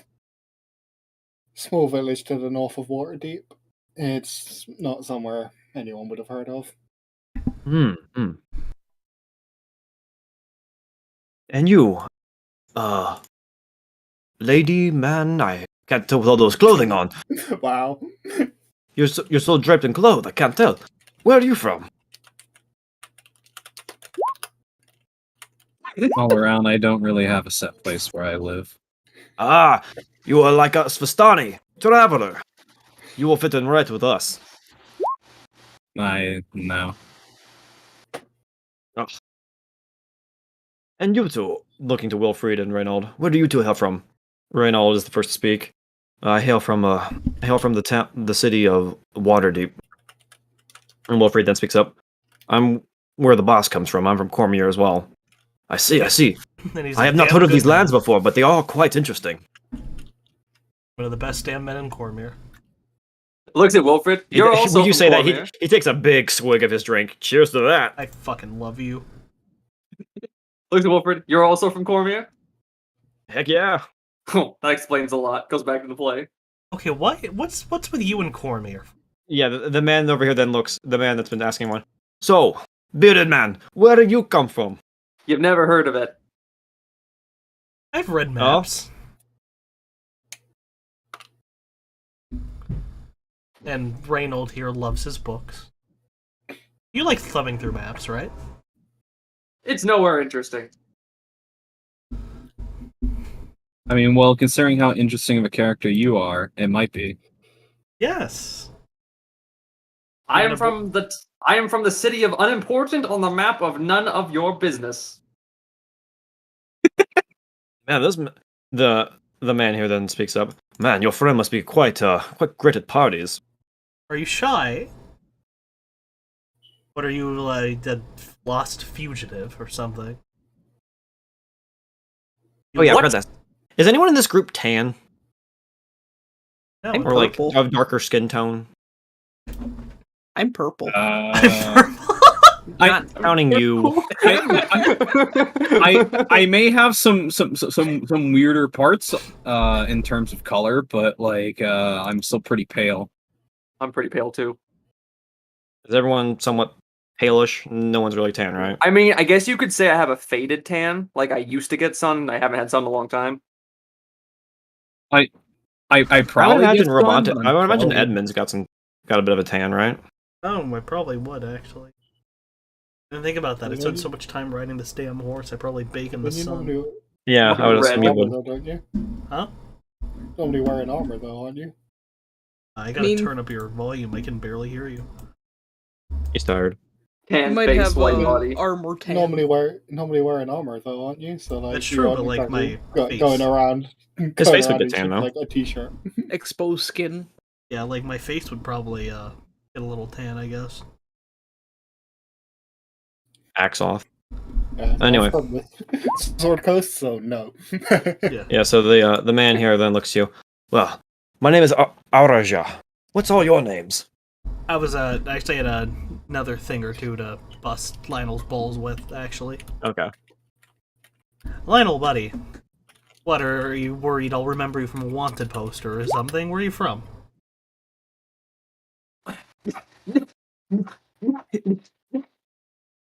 Oh, fuck, did I strike a nerve? Spurious. Spurious. Slanderous, spurious. Oh no, he's freaking out again.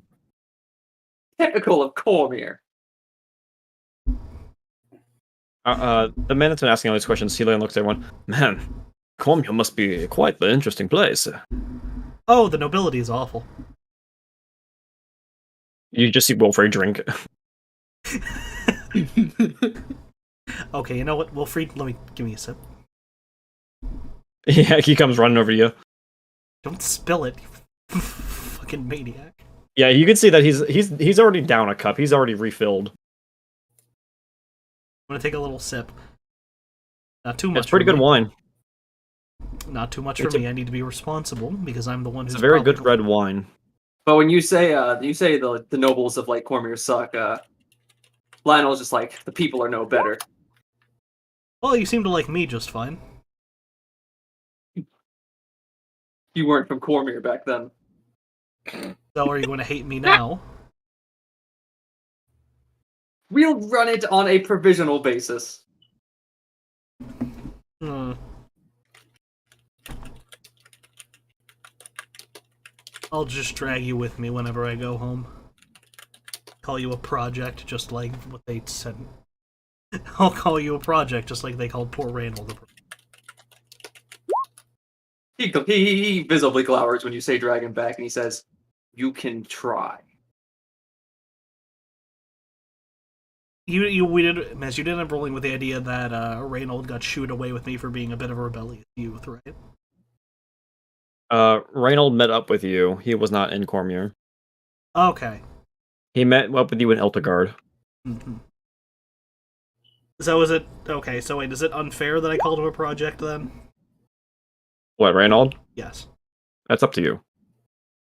I mean, the idea of there more was that I was mockingly quoting someone speaking bad of Reynold, as if that was might have been a thing that happened at some point. You met some characters that have insulted him, yeah. Anyways. Continue. But yeah, the man then asked, "So, what is all your names?"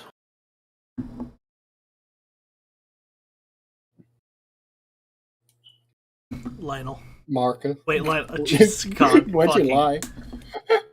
Yes, I'm Edmund. Yes, you're Edmund now. Let's swap sheets and backstories. Shit. That'd be kind of fun for like one session. I don't want to know your backstory. You have problems. I don't want you to know my backstory either. Edmund Claudius. Sir Lionel the Wanderer.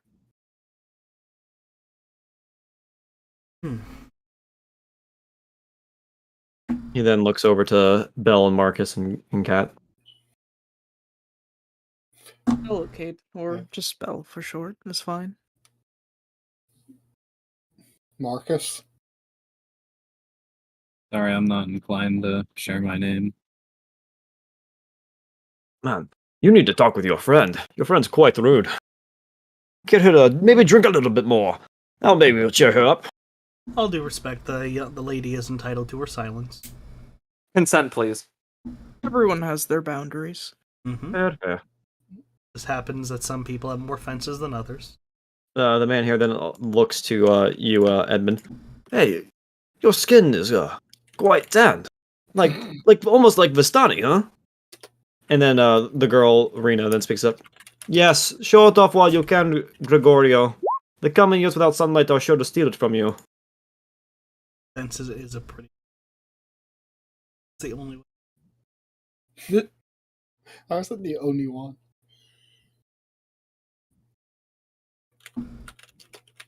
Please. Madam Ava is why you are here, correct? Yes, actually. Well, she is quite busy at the moment. So, relax, eat some food, drink some wine, enjoy some entertainment, play some games. I have cards. And then the man looks over to Vasily. Hey, Vasily, if you want to go play Baldur's Bones, there's some boys in the back playing. And he immediately nods and turns to walk over towards where he was pointing. Oh god, Edmund wouldn't gamble. Oh, he wouldn't gamble. But Wilfried would. I'm Wilfried now. Give me control. Wilfried with his drink in hand immediately goes off. Let's go! Fucking crackhead. I had something to say if Edmund tried to gamble, but I guess I'll save that for another time. Edmund wouldn't gamble. He's a good man. Wilfried would, though. Wilfried is just my bad impulses personified. Give me control so I can play Baldur's Bones, you fuck. Ah, so that's why Wilfred made a 12-part YouTube documentary on Legend of Galactic Heroes. It would only be like 5. You say that at the start. Oh, Once we get to the end, though, it'll become 12. Alright, we will play Baldur's Bones after the session, okay? Let's go. Okay. So, with that, so what do you guys do in the next couple of hours? There's drinks, there's food, there's entertainment. I'm going to have a detailed and lengthy conversation where I explain to our companion all the different ways you can booby trap a door. Irina just seems uncomfortable while you're talking to her about this, and just continues to sip wine. I'm getting the same vibes as this conversation I overheard while I was at the barbecue Sunday. And it was just one of my my coworker brought her brother, and he's not all there in the head, but he's a very good man. But he just started talking about how much he wanted to bang a pop singer from the '90s while he was hammered to these two teachers, and he wouldn't stop. Strange, but same vibe I'm going for. Oh no. He was He's trying basically so hard. he's basically doing that meme with the guy at the baseball game with his hand on the Yeah. lady's Yeah. I was making an edit right now. That's Oh, what no. I'm doing. Please go ahead. Don't let us stop you. You know what? I'll make a different one. Cat's doing the they don't know pose in the corner. So that's what Lionel's doing. What are the rest of you doing? Edmund, You have little by about little. 2 hours of just hanging out and debauchery if you wish to partake. Edmund, little by little, is starting to loosen up. I am still digging through which blade of truth or whatever. Bell, he eats and drinks a little bit, but not enough to give him the drunkenness, just a comfortable amount, and makes chit chat with people. Do you share any fun stories with these fine folk? He'd probably talk about some of his exploits when he's gone hunting or doing some of his jobs.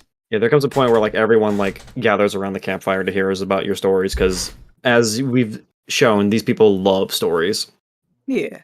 So he'd probably talk about a few that he's gone on, maybe some where he's had to take care of some rampaging beasties in the forest. All right, Marcus, what do you do? I was gonna basically do the same thing as Belle, but I don't exactly have fun stories. So I mean, any stories are stories to them. You can tell a story about a ghost story. A ghost story. You can tell them about you fighting something. They'll listen to anything.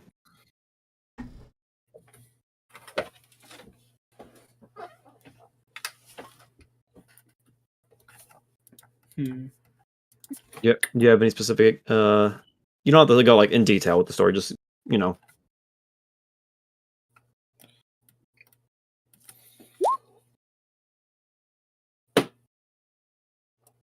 suppose I could tell some stories, basically, just generally about the Raven Queen. Okay. Yeah, they listen in not detail to something that's that. been heard of too much around here. I'll tell them about the bandit cave I cleared out single-handedly. Ooh, that's a good one. They like that. Yeah. Also, hey, there you go. Yeah. Oh yeah, My there was MS also Paint the did it. literal wolf that I fought, the massive fucking wolf. The dire wolfie that you killed. Yeah. Yeah.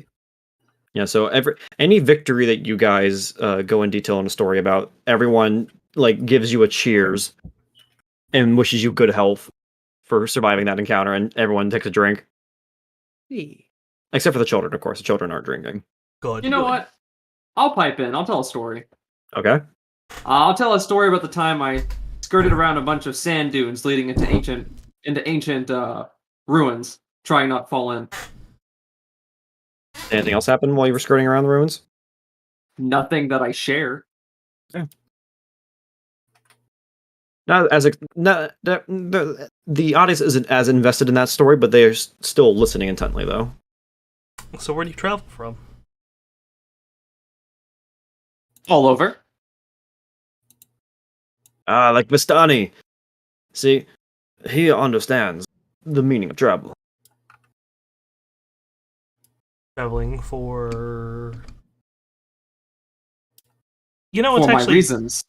Yeah, I shouldn't pry. I'm very sorry. Apology accepted. Never bring it up again? I'm not willing to hold you to that. Next week. If we're alive. You guys see a young woman. Oh, I forgot. Yeah, so this whole time, Wilfried and Vasily are playing Baldur's Bones with the individuals in the tent over there. We'll go into detail about that later. And then Reynold is as Edbin gets more and more loose, Reynald does as well and begins to drink more as well. I'm not drinking more. He doesn't see you stop. He continues to drink himself. And eventually he gets through at least a cup and a half. I have the sip and nothing more. The only thing I'm drinking out of is my own water skin. Alright, and then eventually after 2 hours, Actually, there was something I didn't want to ask. Okay. Lionel, could you divine sense this pie? Oh, the pastry? Yes. I'm asking yeah, Lionel the to pie. divine sense the fucking pie I got. Lionel strokes his beard, his mustache, and goes, I mean, theoretically I divine sense an area, so if the pie is within the area, I suppose I can divine sense a pie.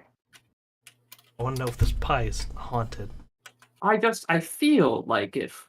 When you divine sensed earlier, you did not sense anything from the pastries. Well, it should be fine. Then again, it's hard to exactly tell the results of my actions. How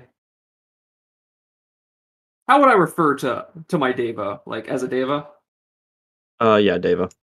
He and I have not been on speaking terms for quite some time. He's not around for helpful interpretation. But I don't believe those pies are full of fiends. Are you good at checking for poisons? I'm very good at checking for poisons. Care to assist? Actually, if you had purified food and water, you could just go whoop. I mean, I do, but I do Wait. have a scroll of protection from poison. Oh. Although scroll is a consumable, we should have Lionel waggle his fingers before you blow a consumable. I'm pretty sure that would waste one of my spell slots. So I'm gonna try a visual inspection for poison. Okay, roll me either perception or medicine, depending on how you feel like you would do Oh, it. we can roll medicine? I will allow it. I have good whiz. I'm proficient in this. Yeah. Let's see here. Comparable. You don't find anything. You find just normal pastry as you just kind of root around through the pastry. So I look up. Yeah, I look at Evan and I go. So here's your bet. All right. Either this pie is a pie, or it is magically poisoned. In which case you die horribly. Pie, terribly poisoned. You do find some toasted pecans in it, though. Ooh. Oh god, I'm allergic. At least I think I am. I wouldn't know. I haven't tried it. I'm just gonna eat the fucking pie. It's pretty freaking good. I'm gonna get. Think, she said Ed, some weird shit about dreams. I'm gonna get mind fucked, and I'm not looking forward Ed, to think it. about like the best pastry that you've had within like the last couple months. It tastes almost as good as that. I can't answer that question because it's really gay. I knew you were gonna say that. Damn, It doesn't matter. Is it the cookies? It was your mac. Or, yeah, the macaroons, yeah. It tastes as good as those macaroons. I laugh, but that's extremely adorable. Fuck off. All right. And eventually, after 2 hours have passed of celebrating and drinking, a fairly fat woman, looks to be about in her mid-20s, comes in. Oh, so we can't say gypsy. Well, you just call someone fat. What the fuck? I wrote a paper on this. Goddammit, fatness is the last socially acceptable means of discrimination. Walks in and looks to the group. Madam Eva is ready for you now. You try eating less.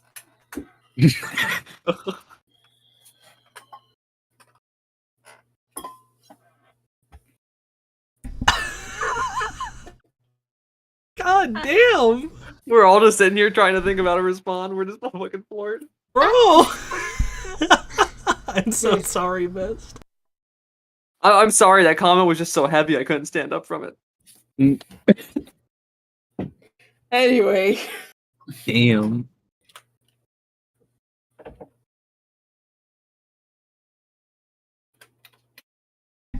Mist, are you okay? You fucking killed him.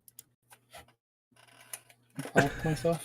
Me me checking the stream and make sure it doesn't say like stream's going to be deleted at the end of stream. Sorry, I had to let my dogs out. Okay. We didn't hear it. We're good. We're good. We're good. We're Okay, good. Move cool. on. Move on. He wasn't there. We're good. It's Admin fine. left. Memes were posted. Hello. Okay. Anyway, so yeah, the woman over here says that Madame Ava is ready to see you in this tent over here. Alrighty. Irina, Reynold, and Irina just look to you and just, we'll wait here. First to the tent. I think the people that I told the story to for their time and get up. They raise a drink to you as you get up. I literally just burst into the tent. Anyone who told a story that they get a toast as they walk off. Time to be a real asshole and just trot. You're trot. oh my goodness. Y'all literally hear me when I burst this tent. Just go. I finally found you, Dreamwalker. No. Trot. Where are you? Tie to post. Hop. Help. Do we have to restrain you again? Oh.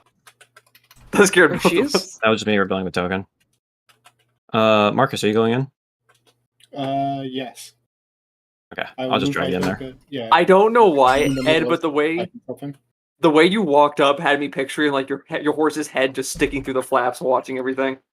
Yeah, sure. He can see the cuts. Oh, I know about that. Okay. Is this the tarot card thing? We'll get there. All right. So as you guys enter the tent, you I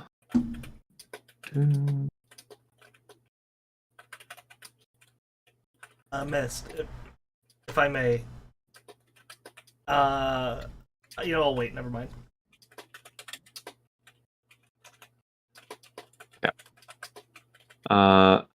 As you guys enter the tent, magic flames cast a reddish glow over the interior of this tent, revealing a low table covered in a black velvet cloth.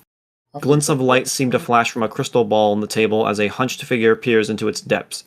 As the crone speaks, her voice crackles like dry weeds. At last you have arrived. Cackling laughter bursts like mad lightning from her withered lips. And as you all move in and take your seats, starting in a clockwise notion, she looks to her left. Ah, the Raven.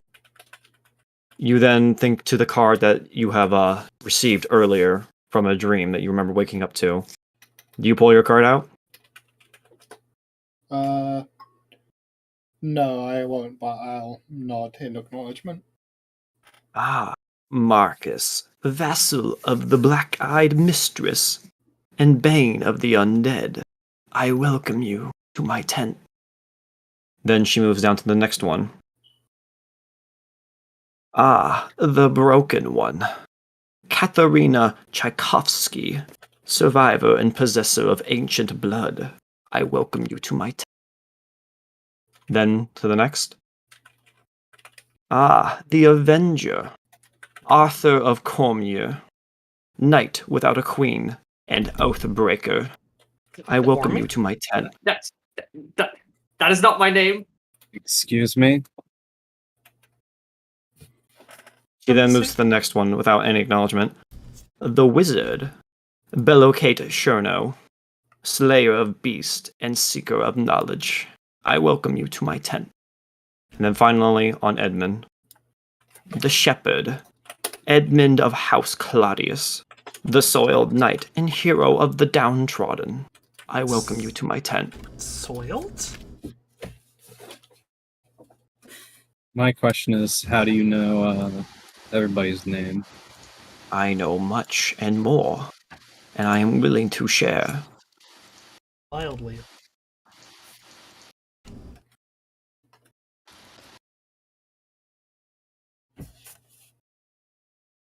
You recognize the term soiled knight, Edmund, because that is what Reynold was given the term. He was told of a soiled knight with a dragon upon his chest to look for. What do they mean? Do I know what soiled? Does Edmund know what they mean by soiled? Because I don't know just- what they mean by soiled. Yeah, I mean, just- shoot yourself. Sorry. Yeah, I fucking whatever. It just means it means having been disgraced or discredited. How? What did I do? You know what you did. Don't you remember your backstory? I don't remember doing anything wrong. I did nothing He doesn't wrong. remember anything wrong. Listen, those camps were an accident, okay? What? Wait a minute. Anyways.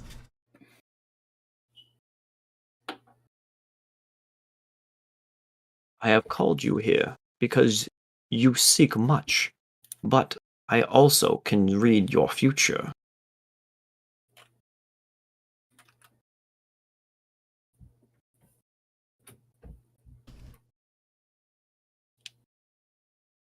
But oh yeah, since you asked about how she was able to see that, she also goes in to say, "My cards allow me to see sight into the threads of fate that binds all things.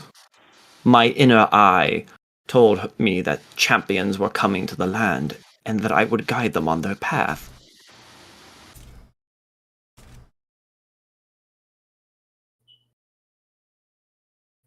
So, are you ready to learn your fate?" Literally shuffling tarot deck for my own work.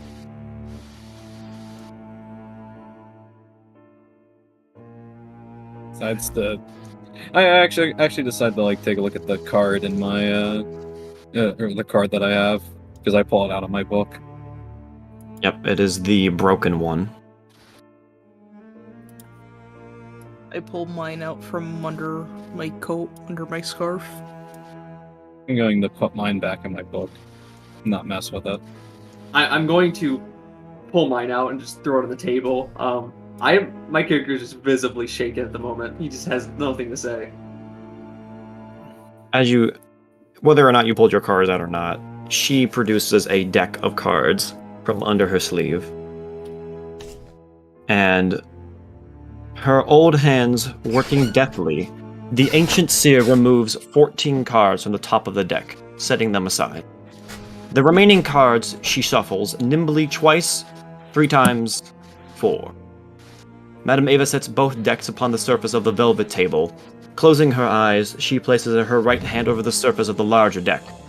The crimson flames dim and swirl in eldritch patterns as her lips move silently, a distant tension spreading through the air. The sounds of the rustling trees and rippling pool beyond the tent's walls begin to dim, the external world growing mute and insubstantial as the space within grows more solid, more real. Slowly, reverently, the crone draws 3 cards to the top of the deck, laying them face down separately on the table, with a second laid between and above its partners. She then moves to the smaller deck, drawing 2 more cards. The first she places below the first 3, forming a cross. The second she places in the center. The lights of the candles sway like silhouettes, leaning in towards the cards like anxious watchers. Yet the air in the tent is perfectly still. No light intrudes through the seams in the tent's walls. No voices ring out in the silence. Shadows and mists swirl at the boundaries of the tent, where the darkness of deepest night dwell. But here, at its center, light yet reigns. The crone then moves her wrinkled hand to the leftmost card, the first. She closes her eyes and tilts her head, as if listening to an unspoken word. The arcane lights swirl and then shift, their colors changing to a deep, piercing blue. This card tells of history, knowledge of the ancient that will help you better understand your enemy. She flips the card.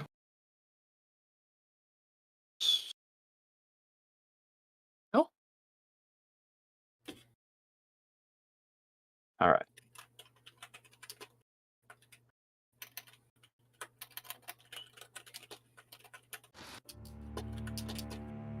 Shit, I accidentally clicked off Amazon. Amazon, whoops. Apologies. Alright. Roll20 is reloading, apologies. I was going to ask how many cards she had if I could pull from it. 14 she pulled earlier, and then she laid 5 on the table. So 14 and 5? Yep. I need a list for what cards draw. I should have asked. Although, how would I know? It's alright. Alright. Oh, well, it'll be a fun thing.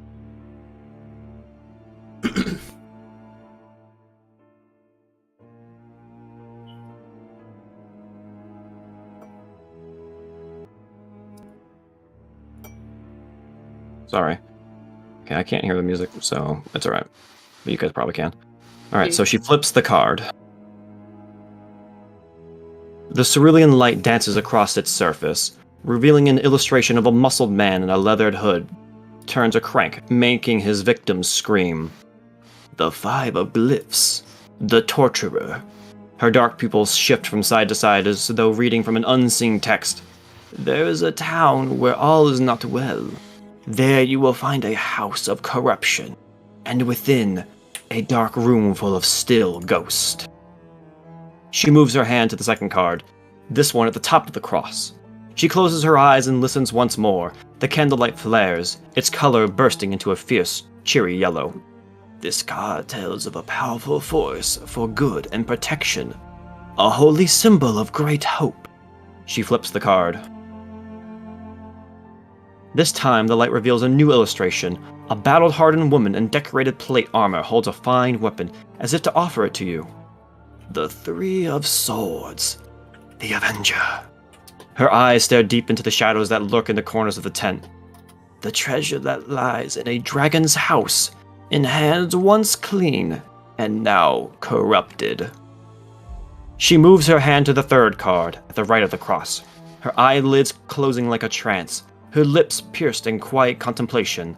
The candlelight vanishes for a heartbeat, and then returns in a nova of fierce, burning white, so pure and strong and clean that it hurts to look at, burns to see. Madame Ava's eyes snap open, burning with a fierce determination. This is a card of power and strength. It tells of a weapon of vengeance, a sword of sunlight. She flips the card. The light reveals a third illustration. An old and impoverished man dressed in tattered clothing. One hand extends its bony fingers to ask for copper, the other hand wrapped in a bloodied bandage. The 4 of Swords. The Beggar. The crone's voice is strong with purpose. A wounded elf has what you seek. He will part with the treasure to see his dark dreams fulfilled. She moves to the fourth card, at the bottom of the cross, and listens once more, tracing small circles across its back as she hums a contemplative note. The magic flames leap and dance across their wicks, now casting swirling violet embers into the air as the walls of the tent gleam with the shimmer of twilight. This card sheds light on one who will help you greatly in the battle against darkness. She flips the card. This time, the illustration revealed is a young woman dressed in elegant clothing in a lavishly appointed room. The Jack of Coins. The innocent. Madame Ava leans forward with a hushed intensity to her voice. Evil's bride is the one you seek. Finally, she moves her hand to the fifth card and nearly recoils, her brow furrowing until the wrinkles split her forehead like a trench. Behind her, shadows encircle the candlelight until the light is nearly swallowed by a creeping dark. When next she speaks, Madame Ava's rasping voice is a scarce above whisper. Your enemy is a creature of darkness, whose powers are beyond mortality. This card will lead you to him. Her hands tremble above the card for a silent moment, and then deft ancient fingers reveal its opposite side. In the darkness, the fifth and final illustration is only barely visible through the smoke and unnatural murk. A well-adorned puppet raises their hand over a chalice. Madame Ava slowly exhales. The Queen of Coins. The marionette. Look to great heights. Find the beating heart of the castle. He awaits nearby. As the last syllable passes her lip, the old woman freezes and then rocks back in her chair, her eyes rolling until their whites gleam like pearls in the darkness. And then she snaps back, the candlelight burning down to its customary crimson glow. The sound of the outside world returns, the voices of the Vistani, the crackling of the bonfire, the whisper of the wind, and the lapping of the waves against the shore of the pool. Light gray, and insubstantial, filters in once more through the canvas walls of the tent, and you feel yourselves breathe for the first time since the reading began.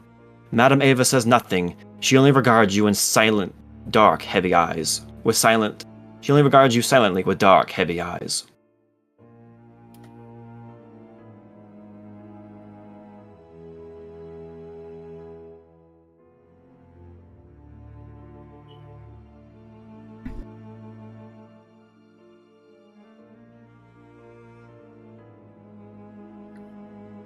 I hope you wrote this down. Down. I'm not going to remember all of this. Oh Bell is no! contemplating what he's heard. I should have written it down. Also, this is recorded, so you can just listen back. Yeah. I don't know why my dogs have to come inside. I forgot we were recorded. Thank God I didn't say the gamer word. You said Sword of Sunlight. What is that supposed to pertain to? She answers nothing in response. Ah, very helpful. Where my fleeting knowledge of Strahd comes into play, so hush up. I mean, I'm just hushed because I got doxxed. Like, I'm just freaking. She then mute. slowly moves her hands. I'm just mad. She then slowly moves her hands over the cards and gathers them up.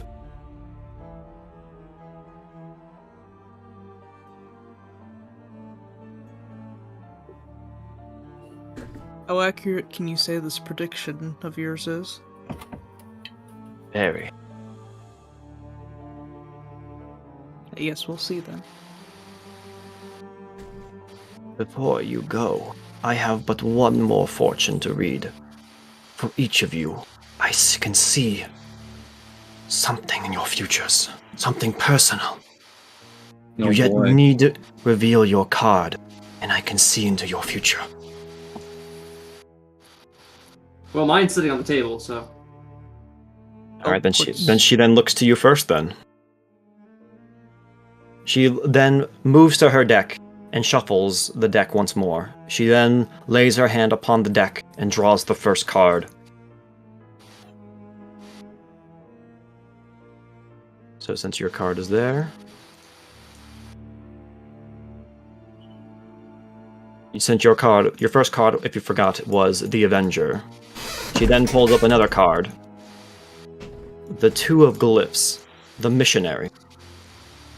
The light has fled your blade, and your angel has turned her face away to weep.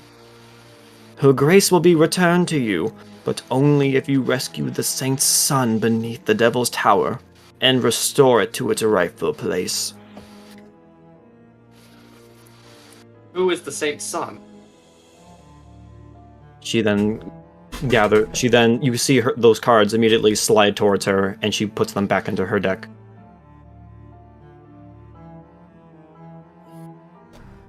Just ignore me then. Bell's gonna place the card he has in his hand down on the table. Okay. Revealing your old card, you had the Wizard. She then draws once before and draws a new card from the top of the deck. The Hooded One, the Seven of Swords. The darkness within you is strong, but all is not lost. Its source awaits your coming. Beyond amber gates at the heart of a mountain. Beware the choice. Beware refusing it. And instantly those cards immediately slides towards her, and she puts them back into her deck. I will give her my shepherd. Seeing the shepherd card placed on the table, she once again draws from the top of the deck. Ah, the Paladin, the Two of Swords. The shadow over this land has grown as dark as the devil's heart. It is your hand that will return sunlight to its halls, if darkness does not swallow you up in its maw.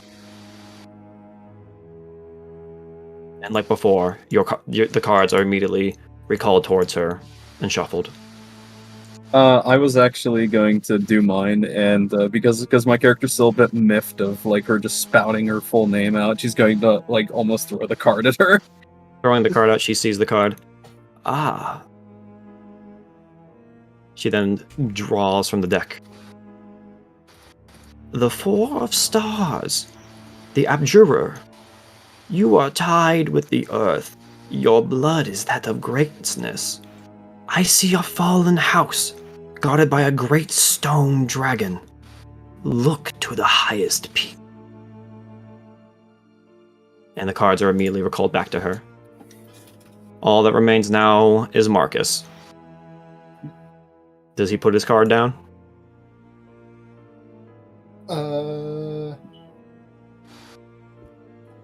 Thanks for the offer, but I find having your future read like this tends to make it more concrete. I prefer mine unwritten. She simply smirks as you then look back at the table and see your card on the table. Damn, she's fucking making me do it. And then she draws from the deck and places it down. Nobody can be happy with this. This fortune The teller. Three of Glyphs, the Trader. The black-eyed mistress has touched your soul. Her servants lie in hiding. Find the leader of the feathered ones who live among the vines. Though old, he has wisdom deep within his bones. Are we all about... Go ahead. And as before, she recalls the cards back to her and puts them back into her deck. And once the last of the fortunes has been read, she then puts the cards away and begins to throw her hands up and begins to shoo you out of her tent. Shoo, go on. Join the festivities. Enjoy the rest of your night with wine and laughter. Are we all about to bond over how much we're seething over these fortunes? Yeah, I can't believe I just had my future non-consensually read. I can't believe someone decided to someone knows my name. Damn, I thought you were gonna make another 12 sessions before we knew your name. Yeah, Sam. Don't worry, I already forgot. I already forgot. I'm extremely tired. You guys are shooed out of the tent. As soon as we leave the tent, Arthur goes to the nearest person holding alcohol, he takes it, and he starts chugging. He must be pissed if... He must be more than a little wound up if he's going to curb his paranoia for liquor. The river is looking nice today. The river? No, don't do it. And I genuinely don't understand what you're saying. River? I mean, it's water. Actually, the river didn't work last time. What? Nothing. Okay. In meta, the more I learn about your character, Monica, the more I like your character. Yeah, as the night goes on, the Vistani offer you drinks and more entertainment, and eventually even offer you a tent and a cot for you guys cots for you guys to sleep in. No. So, or sit, watch. You're gonna stay up all night? I mean, I'll trade off with the Reynold. He's used to it. Where are you standing watch at, Edmund? With the river at my back. I should. Because I am going to literally attempt to hide somewhere in camp for the night where I can see Edmund at all times. I'm just gonna be right here on the rock here. Oh, right. I didn't want to say after we were outside, where the... say a lot of bad about Corbin. I'm avoiding you! And she's like, hey, wait, I want to talk about Cormyr. What house are you from? Actively running away. Are you a peasant? Eventually, Edmund's dense shovel head gets the hint and he climbs his horse. Waits. Players from the distance. Dense shovel head? Yeah. Well, Edmund, when you switch off to go sleep while Reynald watches, you find yourself drooping into a very deep sleep and have a very wonderful dream. What you dream of, I will let you decide for yourself. What is possible? Think of what would be the best dream for him. But it is possibly the sweetest dream you've ever had. Same with you, Belle. If you eventually go to do your meditation stance, you, rather than doing the usual thing, you actually get visions of sweetness and happiness. Something that you don't see too often.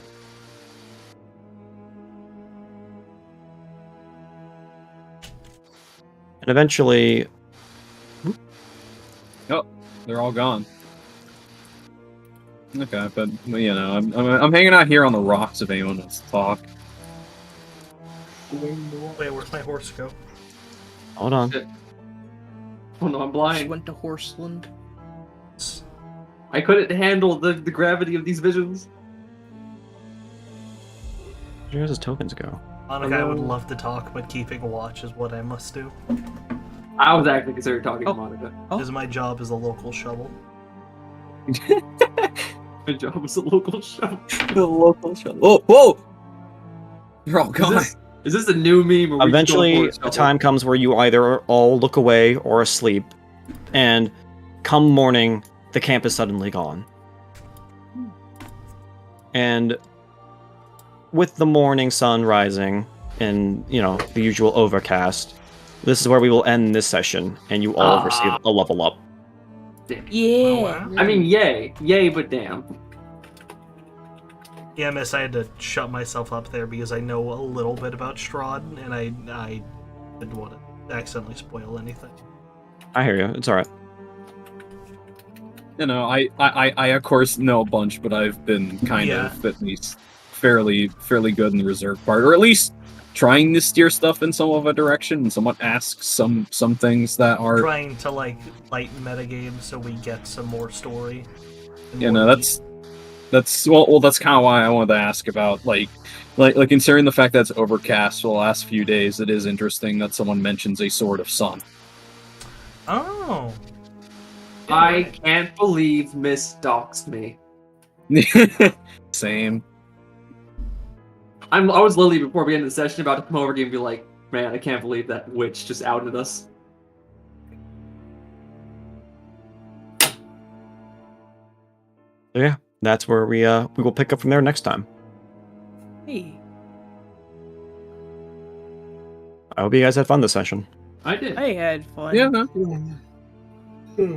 I need to remember to actually. I will just so you guys, because I know you had to take it a lot there at the end, I will be providing notes of everything that is important to you guys, so don't worry, the fortunes that were read. Okay. That is much appreciated. Thank you. So you will be receiving handouts momentarily. That'll have all your stuff that you need. Yeah, miss, the reason why I was like a little down was like, oh wait, I have a fucking tarot deck. I could try this. Then you said the numbers were off. I'm like, oh, pit. You gotta be kidding me. Nice. I had 3 spell slots this entire time. Oh man, I keep getting really lucky with those health rolls where like I keep rolling a 1, but I keep getting a high number. So I got a 1d10. Okay. I didn't get a 6 that time, but I have 43 HP now. So is it 1d10 plus your Constitution modifier? Are you, Yes. Monica? Okay. Just roll your hit die. Yeah, you can My character's a freak. There you go. A genetic freak. No! Damn. I rolled a nat 1. If you roll on that one, you get to If you roll reroll that again. one, you can reroll. Okay. But if you get in that one again, it's still Ah! Damn. What is wrong with me today? I've rolled nothing but nat 1s. Oh my god. Want to give me another one? No. no. Oh, okay. Oh, dude, you got fucking you got some Vax fucking luck here, man. Oh my god. I should have more health than 31. This sucks. Me still with Yeah. the most HP, I think. Yes. I should have 43 HP and a sorcerer.